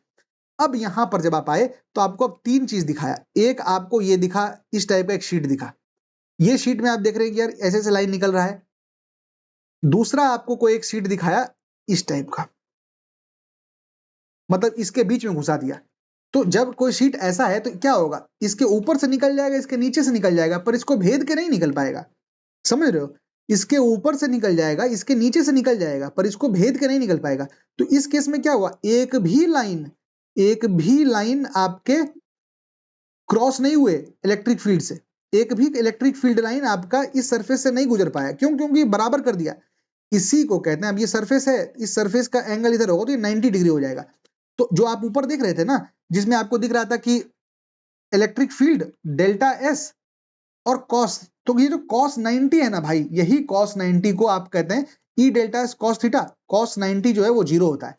तो हमको ये नहीं भी पता है, ये सब कुछ भी नहीं पता है, बस हमको इतना पता है कि भाई हम एक समझदार आदमी हैं, हमको कहा गया कि इलेक्ट्रिक फ्लक्स का मतलब होता है एक सरफेस के पास से कितने लाइन गुजर पाए। यहां पर हमको दिख रहा है कि वो सरफेस जो है वो पैरेलल है, तो ये पैरेलल सरफेस से कुछ भी लाइन नहीं गुजर पाएगा, क्योंकि जो लाइन आ रहा था या तो ऊपर से गुजर गया, नीचे से गुजर गया, ठीक है। तो अब आपको यहां पर पता होना चाहिए कि इलेक्ट्रिक फ्लक्स यहां पर मैक्सिमम होता है, क्योंकि ऐसा चौड़ा सा है तो सबसे अधिक लाइन जाएगा। इसमें इलेक्ट्रिक फ्लक्स जीरो होता है, और टेढ़ा रहेगा तो लेस देन इससे होगा, मतलब कॉस थीटा, तो cos theta is always less than 1। तो आपका क्योंकि कॉस 90 होने से 1 होगा, तो यहाँ मतलब कॉस 0 होने से 1 होगा, तो यहाँ पर तो कॉस 0 है तो 1 है। समझ में आ गया कहने का मतलब कि मैक्सिमम फ्लक्स कहां जा रहा है, इसमें, सेकंड किसमें, इसमें, थर्ड इसमें, ठीक है, ये याद रख लेना।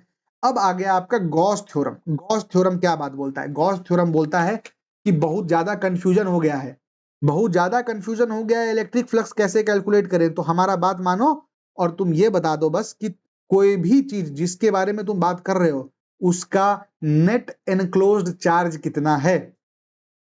क्या कह रहा है, उसका नेट एनक्लोज्ड चार्ज कितना है। मतलब कि आप, हम अगर मान लेते हैं बात कर रहे हैं एक क्यूब के बारे में, ठीक है, हम एक मान लेते हैं सरफेस के बारे में बात कर रहे हैं, तो सरफेस के ऊपर मान लेते हैं हम देख रहे हैं कि या फिर एक कोई ऐसा एक प्लेट है, मान लेते हैं इसका एरिया हमको पता है भाई कुछ, इसके ऊपर मान लेते हैं 10 क्यू चार्ज है, मतलब 10 ई चार्ज है, इस टाइप से कुछ भी।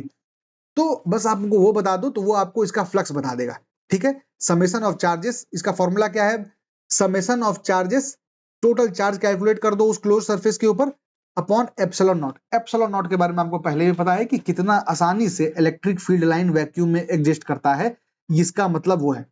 तो क्या है Gauss theorem, it relates total flux of any closed surface. तो हम अभी जो आपको ये बता रहे थे ना,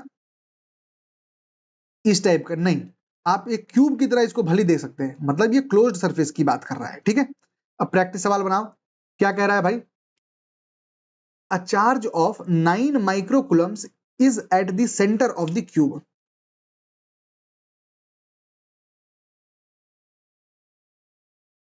ठीक है, 9 माइक्रोकूलम, तो total electric flux through the cube क्या होगा भाई, हमको उतना नहीं पता। हमको बताया था गॉस भाई कि इलेक्ट्रिक फ्लक्स क्या होता है, net charge upon epsilon not. Net charge इसका 9 है, एप्सिलॉन नॉट है, सेम चीज आ गया। Charge Q eight the centre of the cube, electric flux through one face करना है तो बटा 6 कर देंगे, क्यों, क्योंकि एक क्यूब में 6 फेजेस होते हैं भाई। ऊपर नीचे आगे पीछे दाएं बाएं, तो बाय 6 कर दो। A closed surface has 3 microcoulombs and -1 microcoulombs, net flux through the surface कितना होगा? अगेन गॉस ने कहा था नेट चार्ज के बारे में।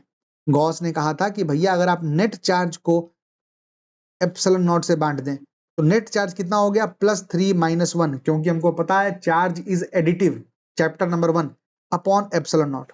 तो आ गया आपका 2 अपॉन एप्सिलॉन नॉट, याद रखना, ठीक है। आपको पहले भी बता दिया गया है, फिर से एक बात बताते हैं। एक हम सर्कल की बात कर रहे हैं, ये मान लेते कंडक्टर है मेरे भाई। अगर ये कंडक्टर है तो यहां पर चार्जेस यूनिफॉर्मली बैठ गए। तो पूछता है कि भैया चार्ज इसके अंदर इलेक्ट्रिक फील्ड कितना होगा? तो आपको थोड़ी देर पहले बताए हैं कि कोई भी कंडक्टर के सरफेस के ऊपर चार्जेस होते हैं और यहां से इलेक्ट्रिक फील्ड इधर आएगा, यहां से इलेक्ट्रिक फील्ड इधर आएगा, यहां से इधर आएगा, यहां से इधर आएगा, तो अंदर वाला एक दूसरे को सब कैंसिल कर देता है। समझ रहे हो? तो अंदर वाला एक दूसरे को कैंसिल कर देता है। इसी को गॉस भाई ये भी बोलते हैं कि तुम कह रहे हो कि सरफेस के अंदर का क्या है, तो यहाँ पे जस्ट सरफेस के हल्का अंदर आ जाएंगे तो क्या है कि चार्ज पूरा का पूरा सरफेस पे ही है कंडक्टर के, तो इसके अंदर तो कोई चार्ज है ही नहीं, अंदर कोई चार्ज नहीं है, तो flux is equal to, sorry flux ऐसे दिखता है ना, flux is equal to summation of Q upon epsilon naught. Here Q is zero, यहाँ पर क्यू जीरो है, क्योंकि एक कंडक्टर का ये प्रॉपर्टी है कि उसके सरफेस के ऊपर ही चार्जेस रहेगा, अंदर नहीं जाता है। तो चार्ज जीरो तो ये जीरो, सेम चीज है। आप किसी तरीके से समझ सकते हैं, आप गॉस से भी समझ सकते हैं इस बात को, आप यहां से भी समझ सकते हैं इस बात को। समझ में आया? समझ में आया आप लोगों को?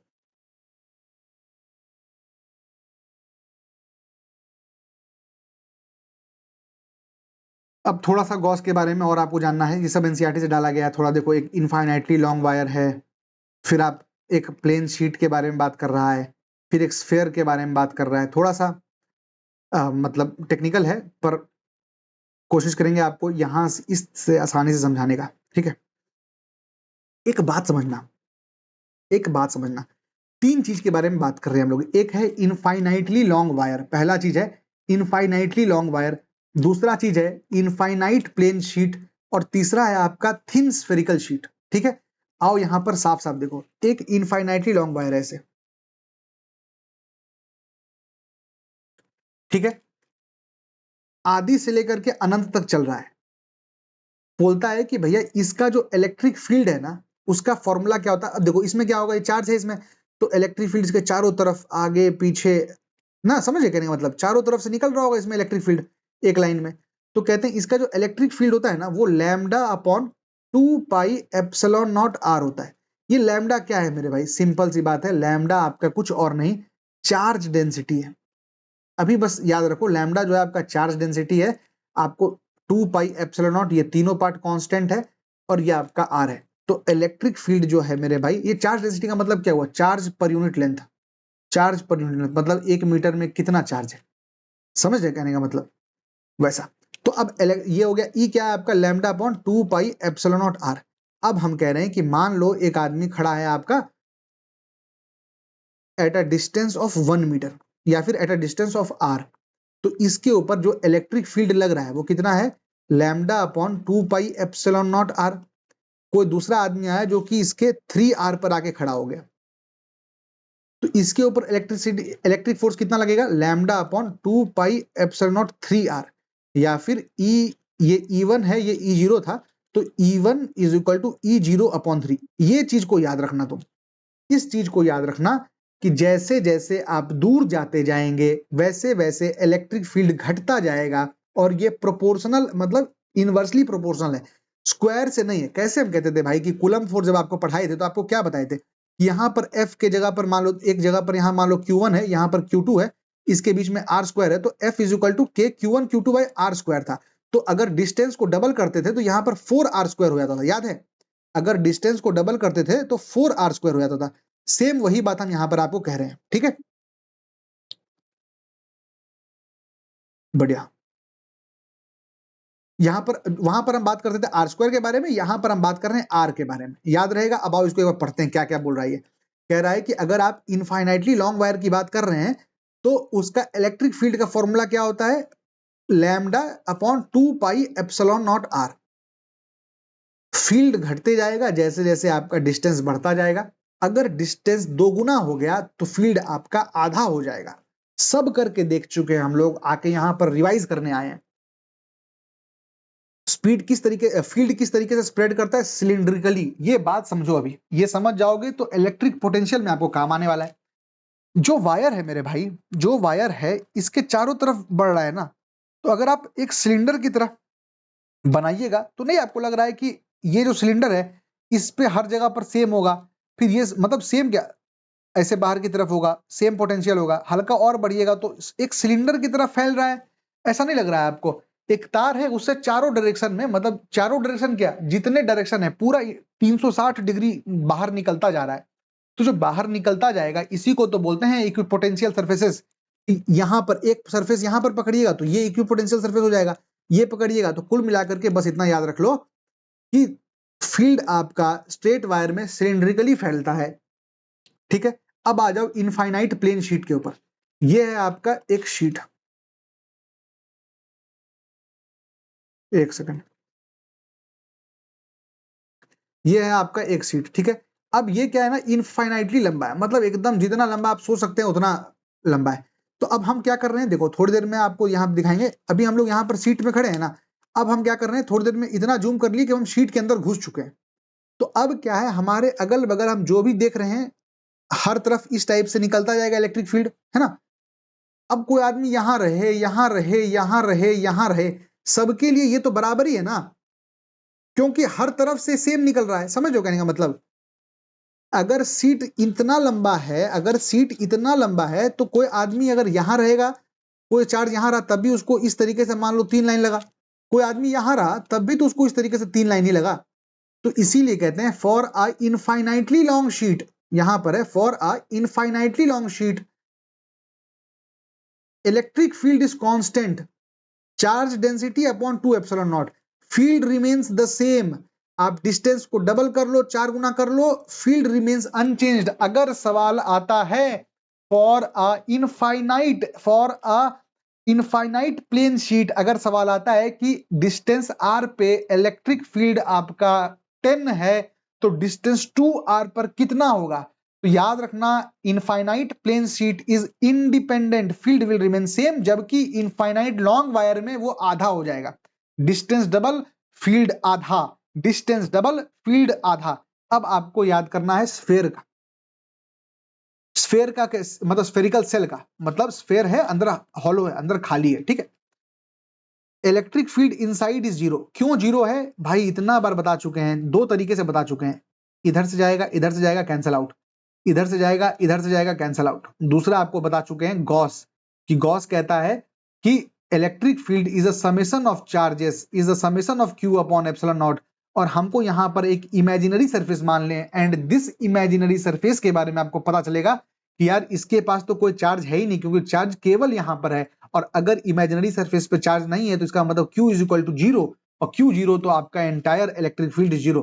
तो स्पिन स्फेरिकल स्पेल का एकदम आपको रट के रखना है कि electric field inside a thin spherical shell is zero, electric field outside is inversely proportional to R square. अब वो एकदम बॉडी पर हो गया, ये मान लो बॉडी पर है, तो समझ गए ना मतलब, देखो ये आपका स्फेरिकल सेल है, इसका रेडियस है कैपिटल आर, और ये है आपका पॉइंट कोई भी एक्स या ए, ये जो पॉइंट ए है यहां से इसका डिस्टेंस है आर।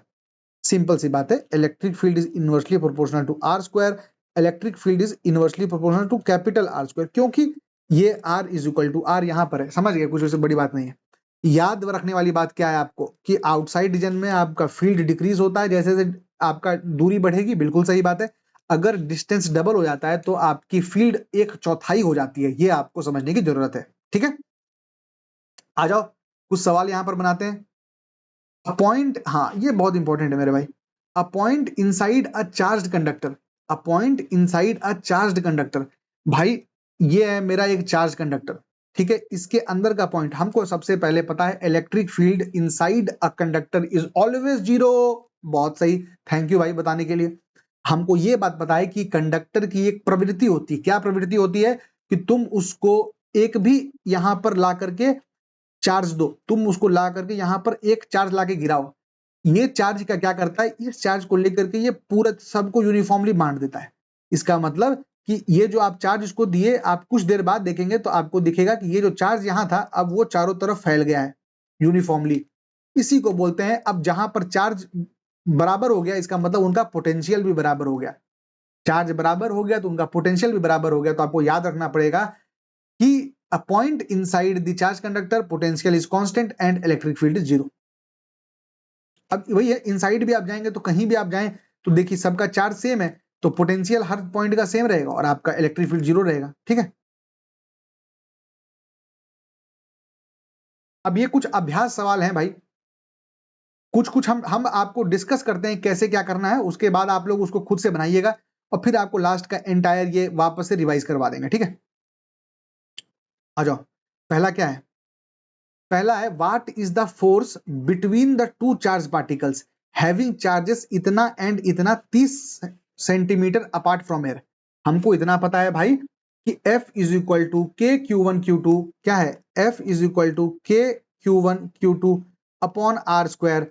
के का हमको पता है 9 इंटू 10 टू दावर 9, Q1 का हमको पता है 2 इंटू 10 टू दावर 7, Q2 का हमको पता है 3 इंटू 10 टू दावर 7, R का हमको पता है 30 सेंटीमीटर, बिल्कुल गलत, 0.3 मीटर्स। इसमें डालिए आपका जवाब आ जाएगा।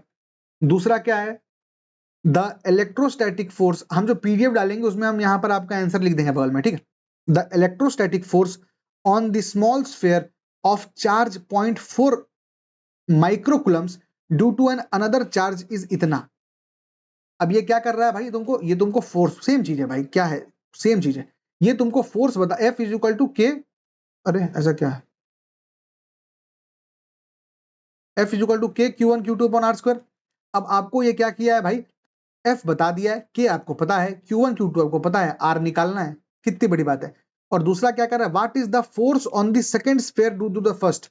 भाई ये चीज आपको याद रखना है, एक चार्ज है 0.4 माइक्रोकुलम्स का, दूसरा चार्ज है -0.8 कुलम्स का, इसके ऊपर जो फोर्स लगेगा, इसके ऊपर जो फोर्स लगेगा वो क्या लगेगा, के Q1 Q2 upon are square. इसके ऊपर जो फोर्स लगेगा, ये इनके बीच का डिस्टेंस आर है, इसके ऊपर जो फोर्स लगेगा again Q1 Q2 upon are square. इसका मतलब क्या है कि इन दोनों के ऊपर फोर्स तो सेम ही लगेगा, केवल फोर्स के डायरेक्शन में फर्क रहेगा, केवल फोर्स के डायरेक्शन में फर्क रहेगा। इस बार देखो ये पॉजिटिव है तो इसका इस तरफ खींचेगा, इसको इस तरफ खींचेगा, तो एक का डायरेक्शन इधर है, एक का डायरेक्शन इधर है, तो डायरेक्शन में फर्क है मगर फोर्स का मैग्नीट्यूड सेम है। अगर इनका फोर्स 0.2 न्यूटन बताया गया है तो आपको इसका -0.2 न्यूटन लिख करके आ जाना एग्जाम। ठीक है, हो गया। अब आ जाओ, ये क्या है भाई, दो पॉइंट चार्जेस हैं, QA 3 microcoulombs, QB 3 microcoulombs, located at 20 centimetre apart in vacuum. What is the electric field in the mid point joining the two चीज। अब देखो भाई, इस बात को आपको थोड़ा सा ध्यान से समझना पड़ेगा।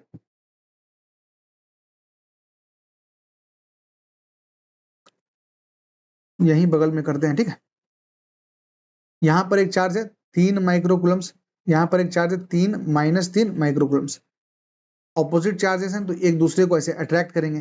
पूछ रहा है इलेक्ट्रिक फील्ड बताइए आप बीच में, मिड पॉइंट पे।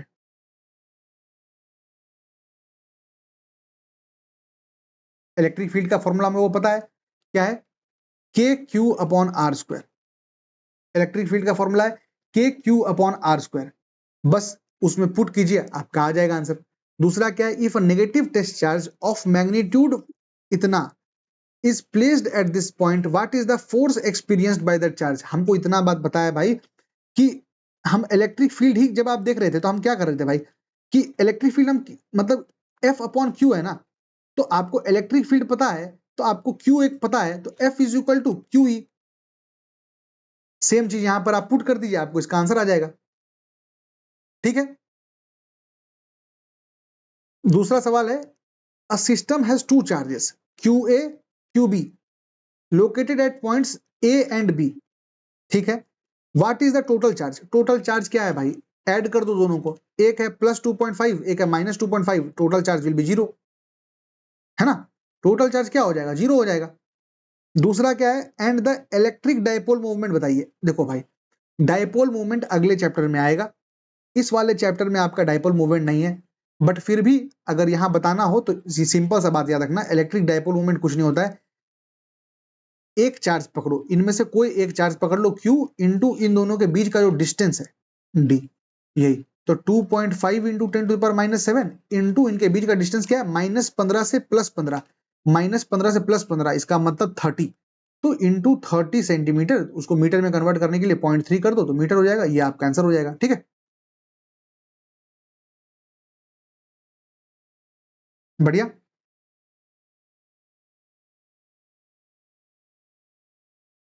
An electric dipole with dipole movement of इतना, देखो डाइपोल का ना कॉन्सेप्ट नीचे है भाई अगले चैप्टर में, तो उसको अगले चैप्टर में कर लेंगे। ठीक है, अब यहां पर एक ये सवाल है, ये भले देख लो। A uniformly charged conducting sphere of 2.4 meter diameter has a surface charge density of इतना, find the charge on the sphere। ठीक है, और दूसरा क्या कह रहा है, what will be the total electric flux। Simple बात है भाई, हमको इनका फॉर्मूला ऊपर बताया गया है, सेम चीज को हमको ला करके यहां पर अप्लाई कर देना है। और जहां तक बात रहा इसका क्या पूछा, find the charge on the sphere. देखो हमको सरफेस चार्ज डेंसिटी दे दिया है, सरफेस चार्ज डेंसिटी का मतलब क्या होता है, चार्ज अपॉन एरिया। आपको डायमीटर दे दिया है, तो आपको पता है एरिया ऑफ अ स्फीयर कितना होता है 4 पाई आर स्क्वायर, आर क्या हो गया 1.2, इससे आप निकाल लीजिए इसका एरिया। एक बार आप इसका 4 पाई आर स्क्वायर से एरिया निकाल लीजिएगा, तो सरफेस चार्ज डेंसिटी आपका है 80 microcoulomb per metre square is equal to charge. Charge कितना है मेरे भाई, आपको यही तो पूछा है, तो ये हो गया Q अपॉन एरिया, जो आप यहां से निकाले, इन दोनों को मल्टीप्लाई कर दो, Q आ जाएगा। टोटल इलेक्ट्रिक फ्लक्स पूछ रहा है, इलेक्ट्रिक फ्लक्स आपका और आसान है, आपको नेट चार्ज यहां निकाल लिए, net charge upon epsilon not, यही तो आप गॉस में पढ़े थे, यही तो आप गॉस में पढ़े थे, सेम चीज आपका यहां पर आ जाएगा। ठीक है, an infinite line charge produces a field of 9 into 10 to the power 4 newton per coulomb at the distance, what is the linear charge density। Simple सी बात है भाई, लीनियर चार्ज डेंसिटी का पूछ रहा है, इलेक्ट्रिक फील्ड बता रहा है, इनफाइनाइटली लॉन्ग वायर आपको बता रहा है, आपको ऊपर बता दिया गया है कि एक इनफाइनाइटली लॉन्ग वायर रहा तो उसका इलेक्ट्रिक फील्ड क्या होता था, lambda upon 2 pi epsilon naught R. यहां आपको इलेक्ट्रिक फील्ड का पता है ई, आपको लैम्डा का पता है, लैम्डा निकालना है, बाकी सब चीज आपको पता है, आप आराम से निकाल लेंगे। ठीक है, अब आ जाओ समरी में, सब चीज आप कर चुके हैं, बस सिंपल सी बात है, देखो ये कर लिए, positive charge attract, negative charge repel हो चुका है, quantization of charge, addition, conservation of charge कर चुके हैं, कूलम्स लॉ बढ़िया से कर चुके हैं, एप्सिलॉन नॉट क्या होता है अच्छे से कर चुके हैं, के क्या है अच्छे से कर चुके हैं, सुपरपोजिशन प्रिंसिपल कर चुके हैं। एक चीज अगर आप और गौर से देखेंगे ना, पहले भी बताया गया, फिर से बता रहे हैं कि रेशियो ऑफ इलेक्ट्रिक फोर्स और ग्रेविटेशनल फोर्स एक प्रोटॉन और इलेक्ट्रॉन के बीच में 2.4 इंटू 10⁻39 होता है। इसको आप लोग अगर याद रख लेंगे तो थोड़ा सही रहना है। बता दिया है भाई, कुछ नया नहीं है, बता दिया है, सेम चीज सेम चीज। डेरिवेशन हमारे काम का नहीं है, और जब डेरिवेशन खत्म हो जाएगा तो आपको देखिए ये सब आपको इलेक्ट्रिक फील्ड वाला बता दिया गया है, फ्लक्स बता दिया गया है, गॉस लॉ अच्छे से आता है आपको, इनफाइनाइटली लॉन्ग इसका भी आता है, और आपको थिन प्लेन शीट का भी आता है। तो कुल मिलाकर के अब आपका चैप्टर 2 खत्म हो गया, चैप्टर 2 खत्म हो गया, लगभग सवाल भी आप देख चुके हैं। अब जाइए और आप क्विज अटेम्प्ट कीजिए। कौन सा क्विज अटेम्प्ट करना है, कौन सा क्विज अटेम्प्ट करना है भाइयों, यहां से चले जाना है बैक टू सेक्शंस, जो सेक्शन 2 है, electric field, flux and Gauss law, समझ में आ गया। अब जाइए और इसको अटेम्प्ट कीजिए। अब आते हैं हम लोग आपके चैप्टर 3। ठीक है, सबसे पहले समझते हैं कि इलेक्ट्रिक पोटेंशियल क्या है।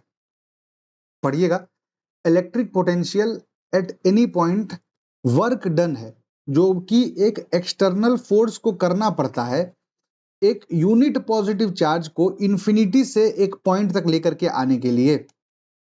समझ लो कहने का मतलब, यहां मान लेते हैं कि ये एक लाइन है इंफिनिटी, यहां इंफिनिटी से एक यूनिट पॉजिटिव चार्ज मान लेते हैं क्यू नॉट को इस जगह तक लाने के लिए, एक पॉइंट ए तक लाने के लिए, ये पॉइंट ए क्या है, जो इलेक्ट्रिक फील्ड वाला जो ड्यूरेशन है इससे आर डिस्टेंस दूर है। तो कह रहा है कि इलेक्ट्रिक पोटेंशियल कुछ नहीं है भाई, वर्क डन है जो करना पड़ रहा है। क्यों करना पड़ रहा है, क्योंकि एक चार्ज को हमको खींच करके इंफिनिटी से एक पॉइंट तक लाना पड़ रहा है। फॉर्मूला उसका क्या है, इलेक्ट्रिक पोटेंशियल क्या बोले हम लोग, एक वर्क डन है, एक्सटर्नल फोर्स है, तो work done upon Q not. Q not क्या है, यूनिट पॉजिटिव चार्ज, मतलब चार्ज के हिसाब से। अगर चार्ज क्यू नॉट अगर 1 हो जाता है तो इसका मतलब क्या होगा, potential is equal to work done. तो वही यहां पर ये कहना चाह रहा है कि पर यूनिट चार्ज अगर आप देखिएगा तो आपको यहां पर इलेक्ट्रिक पोटेंशियल देखने को मिलता है। ठीक है, आपको ये बात पता है पहले से कि वर्क डन क्या होता है आपका F इंटू एस करके, आप अगर देखेंगे तो उसी हिसाब से इसका न्यूमरोलॉजी होता है। तो आप देखिएगा तो पोटेंशियल क्या है, वी के क्यू अपॉन आर। यहां पर आर स्क्वायर नहीं आता है क्योंकि वर्क डन है। वर्क डन का अगर आप यूनिट में देखिएगा तो एफ ऐसे एस आता है। ठीक है, तो यहां पर एक आर ऐसे ही कट जाना है, तो के क्यू अपॉन आर, ये चीज को भी याद रख लेना कि potential due to a point charge is K Q upon R. Simple सा एक सवाल पूछ रहा है, 40 जूल ऑफ वर्क डन करना पड़ रहा है एक चार्ज को in bringing a charge of 5 coulombs from infinity to a point, potential of that point. हमको इतना पता है भाई, पोटेंशियल क्या होता है, work done per unit charge. बस इसी को याद रखो, डालो यहां पर, सवाल जवाब आ जाएगा। ठीक है, electric potential at 3 metre from 1 microcoulomb charge.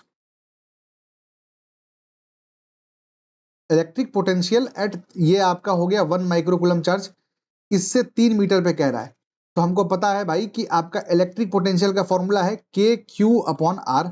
इस चीज को आप यहां पर लगाइएगा तो आपका बन जाएगा। ठीक है, यहां पर आपको वर्क डन नहीं दिया है, जैसे ऊपर वाले फॉर्मूला में वर्क डन दिया था। चार्जेस, एक चार्ज है +3 माइक्रोकुलम, दूसरा चार्ज है -3 माइक्रोकुलम। इन दोनों के बीच में देखेंगे तो 60 सेंटीमीटर का गैप है। अब पूछ रहा है potential at mid point. Again potential at mid point में आपको बता दें कि भाई एक पॉजिटिव एक नेगेटिव, एक का डायरेक्शन इस तरफ एक का डायरेक्शन इस तरफ। तो मिड पॉइंट पे आप जाकर के देखेंगे तो के क्यू अपॉन आर और के क्यू अपॉन आर दोनों कट जाएगा। क्यों, क्योंकि Q1 Q2 माइनस माइनस है, एक प्लस एक माइनस है, तो दोनों कट जाएगा। और याद रखना कि जो पोटेंशियल होता है ये एक स्केलर क्वांटिटी है। ठीक है, एक स्केलर क्वांटिटी है, तो स्केलर क्वांटिटी है तो कोई डायरेक्शन नहीं है, पॉजिटिव नेगेटिव जीरो कुछ भी हो सकता है। चार्ज हमेशा हाई पोटेंशियल से लो पोटेंशियल की तरफ ही फ्लो करता है।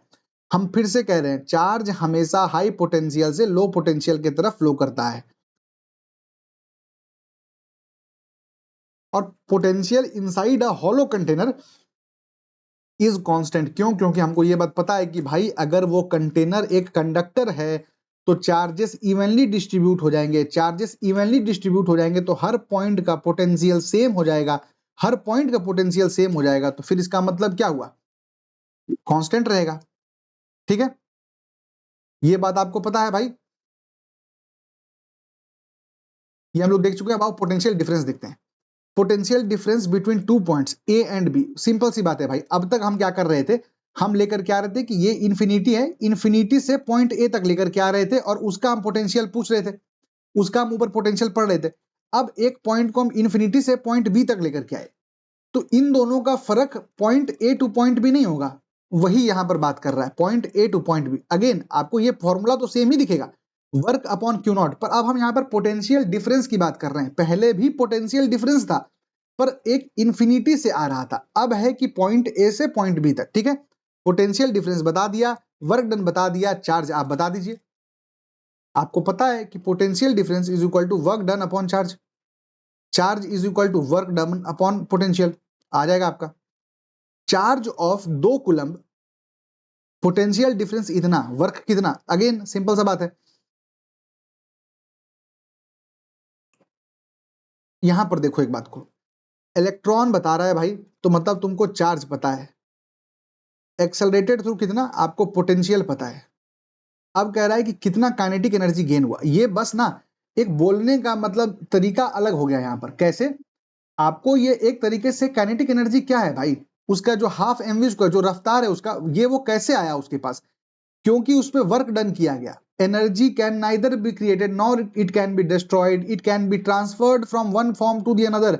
भाई वही वर्क डन कभी काइनेटिक एनर्जी बनता है, कभी पोटेंशियल एनर्जी बनता है।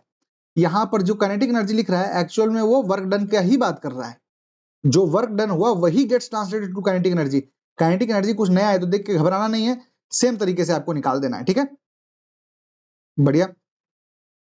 अब एक बात समझो, हम क्या कह रहे हैं कि आपका पॉइंट वर्क डन, जब हम कह रहे हैं पोटेंशियल डिफरेंस के बारे में हम कह रहे हैं भाई, जब हम पोटेंशियल डिफरेंस के बारे में कह रहे हैं तो हम कह रहे हैं ना कि पॉइंट ए से लेकर के पॉइंट बी तक लाने में जो वर्क डन हुआ आपको, तो V is equal to work done upon Q. ये तो हम लोग तब से देख ही रहे हैं, V is equal to work done upon Q, तो हम कब से देख ही रहे हैं। एग्जैक्ट इसी बात के बारे में एक बात समझना, अगर कोई ऐसा जगह है जहां पर पॉइंट ए और पॉइंट बी का पोटेंशियल सेम है, अगर कोई एक ऐसा जगह है जहां पर पोटेंशियल सेम है, तो V is equal to zero. V समझ रहे हो, V A minus V B is equal to work done, V A is equal to V B, तो work done will be zero.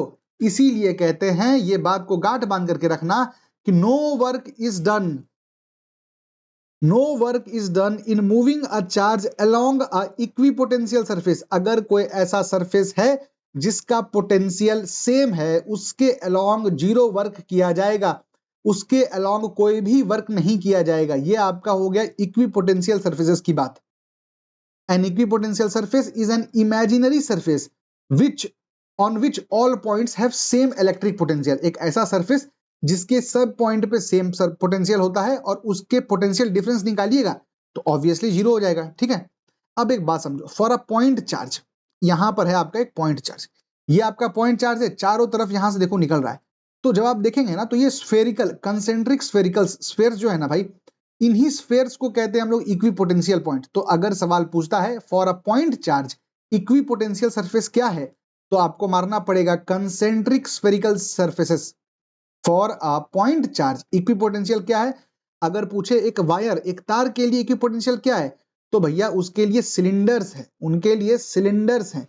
Equipotential sir coaxial cylinders, same axis पर रहने वाले cylinders, याद रखना इस बात को। ठीक है, फॉरन, हाँ ठीक है, याद रहेगा, बहुत बढ़िया। Two equipotential surfaces never intersect, same चीज हम लोग ऊपर पढ़ चुके हैं, दो इलेक्ट्रिक फील्ड लाइन भी आपस में क्रॉस नहीं करता है। ठीक है, ये आपका एनसीईआरटी में देखो भाई वही दिया हुआ है, पॉजिटिव चार्ज है तो उसके कंसेंट्रिक सर्कल्स बना दिया है, ये आपका इक्विपोटेंशियल सर्फेसेस है। ठीक है, अब एक है इलेक्ट्रोस्टैटिक पोटेंशियल एनर्जी, सेम चीज है, चीज में ज्यादा फर्क नहीं है, आपको बस ये चीज याद रखना है, इसका फॉर्मूला इलेक्ट्रोस्टैटिक पोटेंशियल एनर्जी का फॉर्मूला आपको याद रखना है, K Q one Q two upon R, K Q one Q two upon R. ठीक है, work done to assemble charges from infinity to their current positions, ये अगेन वर्क डन है भाई। वर्क डन क्या होता है, फोर्स इनटू डिस्टेंस। फोर्स जब आप पढ़ते थे तो K Q one Q two upon are square होता था, अब ये डिस्टेंस क्या है, आर का यूनिट है तो ये कटेगा, तो K Q one Q two upon R आएगा, ज्यादा दिमाग लगाने की जरूरत नहीं है। आओ यहां पर सेम चीज को इंप्लीमेंट कर दो, दो चार्जेस बता रहा है 1 मीटर अपार्ट, पोटेंशियल एनर्जी पूछ रहा है, सेम के क्यू वन क्यू टू लगाइए, आ जाएगा आपका जवाब। अगेन सेम चीज। अब फिर यहां पर है आपको टोटल पोटेंशियल एनर्जी पूछा है, आपको पता है कि भैया पोटेंशियल एनर्जी तीनों का पूछा है तो हमको उसको समेशन करना पड़ेगा, हमको ऐड करना पड़ेगा, सम। तो आप तीनों का निकालिए, इक्वेटोरियल ट्रायंगल का 1 2 3 तीन पेयर दिया है ना, के क्यू स्क्वायर अपॉन ऐड कर दीजिए।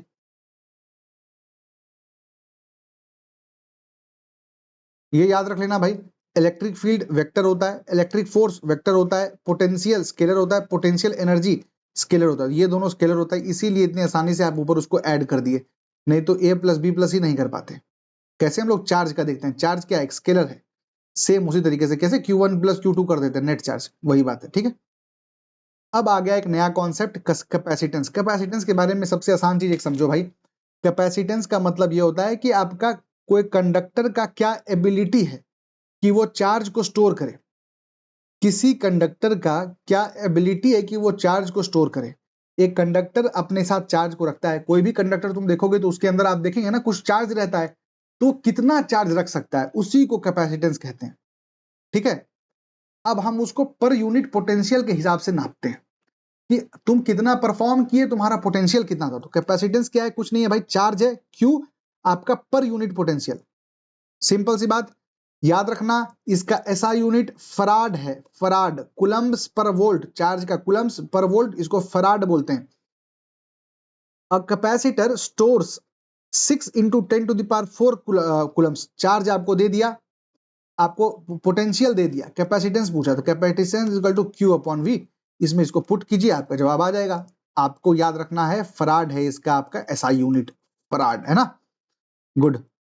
Increasing the charge on a capacitor will, अब देखो एक बात बताते हैं, हम ये कांस्टेंट कैपेसिटेंस हम ऊपर से डाल दिए हैं, सवाल इतना है कि इसको मिटा दो। सवाल ये है कि increasing charge on a capacitor, तो आपको ये पता है भाई C is equal to Q upon V. कह रहा है कि चार्ज अगर आप बढ़ा दे रहे हैं तो चार्ज बढ़ा देने पे क्या होगा, तो हम नॉर्मल आदमी को ये लग सकता है कि चार्ज बढ़ा देंगे तो कैपेसिटेंस बढ़ जाएगा, पर समझना बात को, फॉर अ कैपेसिटर अगर बाकी चीजें नहीं बदलती हैं तो कैपेसिटेंस सेम रहता है। एक कैपेसिटर का, अब मान लीजिए कि आप उसका ज्योमेट्री बदल दीजिए, आप उसके अंदर कुछ डाइलेक्ट्रिक कांस्टेंट का एक मटेरियल डाल दीजिए, आप एक्स वाई जेड छेड़खानी कर दीजिए उसके साथ, तो अलग बात है, नहीं तो उसका पोटेंशियल विल, उसका capacitance will always B same. तो यहां पर आपका पोटेंशियल सेम है, सॉरी कैपेसिटेंस सेम है, तो चार्ज बढ़ गया तो वी बढ़ जाएगा, तो मतलब पोटेंशियल इंक्रीज। ठीक है। व्हाट डज कैपेसिटेंस, कैपेसिटेंस कुछ नहीं है भाई, इस टाइप से देखो, दो गो प्लेट है, इसके बीच में वैक्यूम होगा या फिर कुछ और मटेरियल डाल देगा और ये आपका इधर आकर के बैटरी से कनेक्ट कर देगा। ये है आपका कैपेसिटेंस। कैपेसिटेंस का काम क्या होता है वो बताते हैं। आपको एक नॉर्मल मान लेते हैं, आपके पास कोई नॉर्मल कंडक्टर है आपके पास, ठीक है, कोई नॉर्मल चीज है, आप एक बल्ब जलाए, बल्ब जलाइएगा तो जो रेट से जल रहा था बल्ब जला, बल्ब बुझाइएगा बल्ब बुझेगा। पर कभी अगर आपको ऐसा चाहिए हो ना कि एकदम सडन और ज्यादा एनर्जी चाहिए हो, अगर कभी ऐसा समय आए जिसमें कि आपको डिलीवर करना पड़े large burst of energy very quickly, जैसे कि एक फ्लैश ऑफ कैमरा, या फिर आप देखिए कोई पंखा है, कोई पंखा अगर चल रहा है तो उसको चलते रहने देने के लिए कम एनर्जी लगता है, पर उस पंखे को चालू होने के लिए ज्यादा एनर्जी देना पड़ता है। वो जो ज्यादा एनर्जी है क्योंकि वो रेस्ट पर है, तो वो जो ज्यादा एनर्जी देने के लिए हमारे पंखे में कैपेसिटर होता है। तो वो किस पे डिपेंड करता है, आउटर सरफेस एरिया पे डिपेंड करता है, डाइलेक्ट्रिक कांस्टेंट पे डिपेंड करता है। डाइलेक्ट्रिक कांस्टेंट क्या है मेरे भाई, कुछ नहीं, दो को कंडक्टर रहता है कैपेसिटेंस में, इसके बीच में वैक्यूम रहेगा या तो कोई मटेरियल रहेगा, ये जो मटेरियल है उसकी ही बात की जा रही है, डाइलेक्ट्रिक कांस्टेंट। ठीक है। और ये दोनों कंडक्टर होते हैं, इनके ऊपर आप देखिए तो चार्जेस लगे हुए होंगे, इनके ऊपर चार्ज रहता है। ठीक है। तो इट डज नॉट, हाँ अब क्या है, डाइलेक्ट्रिक कांस्टेंट हो गया, बढ़िया।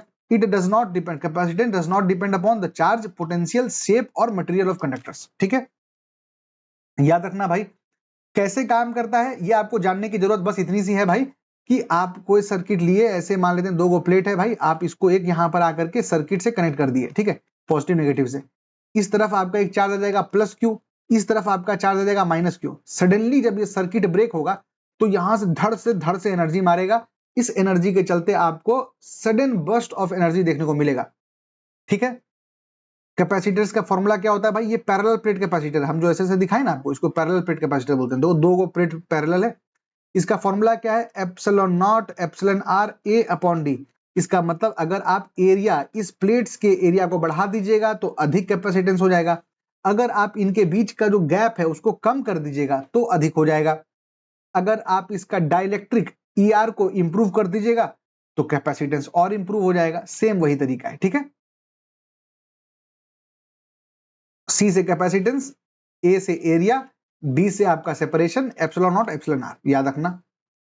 Energy stored, very important, energy stored क्या है, half CV square, half CV square. C आपको पता है, C आपको पता है, V आपको पता है भाई, और अगर आपको ये मतलब पता हो तो C इज इक्वल टू, हम लोग क्या देखे थे, कैपेसिटेंस क्या था, Q अपॉन V। तो यहां पर आप C की जगह पे Q अपॉन V लगाइएगा तो हाफ QV हो जाएगा, या फिर Q square upon 2C। Same चीज है, समझ लो कहने का मतलब। देखो आपको ये याद रखना है कि U is equal to half CV square. अब आपको ये पता है capacitance is equal to charge per unit volt, तो यहां पर डाल दो C की जगह पे Q अपॉन V, कट गया तो हाफ QV। इस तरीके से याद रख लेना भाई। ठीक है। अब सेम चीज है, फॉर्मूला में डालोगे तो बता रहा है कितना फराड का कैपेसिटर है, मतलब C बता दिया, V बता दिया, एनर्जी पूछ रहा है तो हमको पता है हाफ CV स्क्वायर। ठीक है। एनर्जी, ये अगेन सेम चीज है भाई, कह रहा है कि वोल्टेज, देखो क्या कह रहा है कि capacitor stores energy U and voltage V। हमको इतना पता है कि U is equal to half CV square, voltage double कर दिया, वोल्टेज डबल कर दिया तो 4 गुना हो जाएगा भाई मेरे एनर्जी। ठीक है। सेम चीज है ये। अब यहां पर आपको देखना है ना कि देखो capacity of a parallel plate condenser can B, condenser क्या है मेरे भाई, कैपेसिटर है। अभी तो हम लोग थोड़ी देर पहले देखे पंखे में जो कैपेसिटर कंडेंसर लगता है वो कैपेसिटर है। क्यों चाहिए, क्योंकि जब पंखा अस्थिर है और पंखा, रिकॉर्ड हो रहा है, पंखा जब स्थिर है और पंखा का जब मतलब आप सडनली उसको चलाइएगा तो ज्यादा एनर्जी चाहिए होता है, उस ज्यादा एनर्जी के लिए आपको कैपेसिटर चाहिए। तो capacitor, the capacity of a parallel plate condenser can be increased by C, decreasing distance between A. क्यों? क्योंकि हम देखे थे भाई ए अपॉन डी था, या तो डिस्टेंस कम कर दो या तो एरिया इंप्रूव कर दो। फिर ये आपके काम का है। अगर आपके कैपेसिटर के बीच में आप कुछ डाल दें डाई इलेक्ट्रिक, तो वो आपके कैपेसिटर के कैपेसिटेंस को बढ़ा देता है। कितने टाइम्स बढ़ा देता है? के टाइम्स, डाइलेक्ट्रिक टाइम्स बढ़ा देता है। बस इतना याद कर लो भाई। क्या याद करना है आपको? Capacitance new is equal to K into capacitance old. ये के क्या है? डाइलेक्ट्रिक कांस्टेंट है, ठीक है। Plates pulled to double separation, double separation मतलब इसके नीचे का जो एरिया था, डिस्टेंस था, अब वो 2D हो गया। रिप्लेस्ड विद के इज इक्वल टू 4। कैपेसिटेंस क्या होगा भाई? उतना नहीं पता हमको, हमको पता है capacitance is equal to K time, capacitance new is equal to K times capacitance old. Capacitance old कितना था भाई आपका? जो भी सी था, के 4 हो गया, 4C। पर क्योंकि इन दोनों के बीच का डिस्टेंस जो है वो डबल हो गया है, तो C इज इक्वल टू हम लोग क्या देखे थे भाई? Epsilon not A upon D देखे थे। D डबल हो गया तो बाई 2 हो गया। नीचे देखो अच्छे से दिया हुआ है, तो आपका डबल हो जाएगा, ठीक है। इफेक्ट ऑफ डाइलेक्ट्रिक जो हम ऊपर देखे एग्जैक्ट सेम चीज है, के वाला।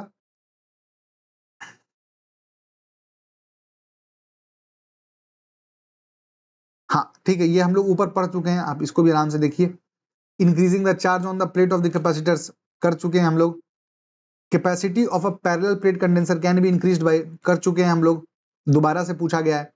डाइलेक्ट्रिक कांस्टेंट 7 है तो क्या होगा? कर चुके हैं हम लोग। फराड क्या है भाई? आपका कैपेसिटेंस का यूनिट है, कर चुके हैं हम लोग। A device use in TV etcetera for storing electric charge, पता है हम लोगों को इलेक्ट्रिक चार्ज, और जब कभी सडन एनर्जी चाहिए हो तो वो आपको दे देगा। इलेक्ट्रिक डाइपोल समझो अब। इलेक्ट्रिक डाइपोल क्या होता है भाई? इलेक्ट्रिक डाइपोल है आपका चार्ज इनटू डिस्टेंस। समझना बात को। डाइपोल का मतलब क्या होता है कि एक पॉजिटिव चार्ज एक नेगेटिव चार्ज एक साथ सेम, ये आपको ध्यान देना है कि इक्वल एंड अपोजिट चार्जेस रहेगा तो उसको डाइपोल बोलेंगे। इनके बीच में डिस्टेंस मान लेते हैं 2L है। अब एक बात समझना, यहां पर है आपका इलेक्ट्रिक फील्ड, हम यहां पर दिखा रहे हैं आपको, ये है आपका इलेक्ट्रिक फील्ड, ठीक है। इलेक्ट्रिक फील्ड हमेशा माना जाता है कि ये पॉजिटिव से निकल रहा है, हमेशा माना जाता है कि पॉजिटिव से निकल रहा है। यहां पर आपको आया डाइपोल, एक पॉजिटिव, सॉरी यहां पर आपको एक डाइपोल दिखेगा भी, ये पॉजिटिव ये नेगेटिव। तो पॉजिटिव वाला जो है भाई, ये दोनों ऐसे कनेक्टेड, ये जो पॉजिटिव है ये तो दूर जाएगा क्योंकि इलेक्ट्रिक फील्ड के उधर, ये इलेक्ट्रिक फील्ड की तरफ जाएगा। तो ये जो आप देख रहे हैं ना, एक एक इस तरफ खींच रहा है एक इस तरफ खींच रहा है, इसी को हम लोग बोलते हैं डाइपोल। तो आप देखेंगे तो एक डाइपोल के ऊपर इलेक्ट्रिक फील्ड पे एक टॉर्क लगता है। टॉर्क का मतलब ये होता है आगे वाले पार्ट को आगे एक डायरेक्शन में, पीछे वाले पार्ट को एक डायरेक्शन में। तो याद रखना है डाइपोल मूवमेंट का फॉर्मूला क्या है? चार्ज, किसी भी एक का चार्ज ले लो इनटू उनके बीच का जो डिस्टेंस है, ठीक है। यहां पर आपको वही ये से डाला गया है। और किसी, ये आप देख लिए डाइपोल, ठीक है, डाइपोल मूवमेंट आप देख लिए, P is equal to charge, कोई भी एक चार्ज इंटू 2L, याद रहेगा, बढ़िया। आपको एक इलेक्ट्रिक फील्ड का फॉर्मूला आता है किसी भी डाइपोल एक्सिस पे। डाइपोल एक्सिस मतलब एक प्लस चार्ज एक माइनस चार्ज दोनों बराबर। अब आपको अगर इलेक्ट्रिक फील्ड का पूछे ना, तो आपको दो चीज बस याद रखना मेरे भाई। पहला चीज याद रखना कि electric field is directly proportional to 1 upon R cube, पहला चीज फॉर अ डाइपोल, किसी भी डाइपोल के लिए। तो अगर पूछता है कि आर आपका डबल हो जाएगा तो इलेक्ट्रिक फील्ड कितना हो जाएगा? तो 8 गुना कम हो जाएगा, ठीक है। ये चीज याद रखना। दूसरा आपको क्या याद रखना है कि एक्सिस पे, मतलब electric field of at axis is equal to twice of electric field at equatorial position. Electric field at axis is twice of electric field at equatorial position. बस ये दो चीज याद रखो, स्टेटमेंट बेस्ड सवाल आएगा तो बनाना पड़ेगा, ठीक है। अब आ जाओ समरी में। समरी में फिर आप लोग जो अभी आपको पढ़ाया गया है ना, एग्जैक्टली सेम चीज है, बस एक चीज आपको यहां पर याद रखना है। देखो एक चीज आपको यहां पर याद रखना है, जिस तरीके से आप देखते हैं ना रेजिस्टेंस में, ये रेजिस्टेंस जब हम लोग देखते हैं तो क्या करते हैं? सीरीज रहा तो R1 R2 R3, तो R of series is equal to R1 plus R2 plus R3। यहां पर उल्टा है, पैरेलल कॉम्बिनेशन में ऐड करते हैं और सीरीज कॉम्बिनेशन में 1 अपॉन करके करते हैं। समझ में आ रहा है कहने का मतलब? जैसे रेजिस्टेंस में आप लोग करते हैं ना, उसका ऑपोजिट आप कैपेसिटेंस में करेंगे। अगर पैरेलल में है तो 1 अपॉन, अगर पैरेलल में है तो C net is equal to C1 plus C2 plus C3। अगर आप देख रहे हैं कि ये किस कॉम्बिनेशन में हो गया, ये आपका पैरेलल कॉम्बिनेशन में हो गया। अगर आप देखिएगा सीरीज में तो 1/c net is equal to 1/c1 plus 1/c2। ठीक है, कवर हो गया आपका तीनों। हो सकता है आप लोगों को जो भी आपका इनपुट हो, इसको थोड़ा और फास्ट करना है, थोड़ा स्लो करना है, लेक्चर साइज को बढ़ाना है, लेक्चर साइज को छोटा करना है, A to Z आपको जो भी आपका फीडबैक है आप उसको बताइए, अगले लेक्चर में उसको इनकलकेट जरूर से किया जाएगा। तीनों क्विज दीजिए, पीडीएफ आपको डाउनलोडेड है, पीडीएफ आप उठाइए टेलीग्राम से और बस रिवाइज कीजिए। जो भी आपका फीडबैक होता है आप हमको जरूर बताइएगा।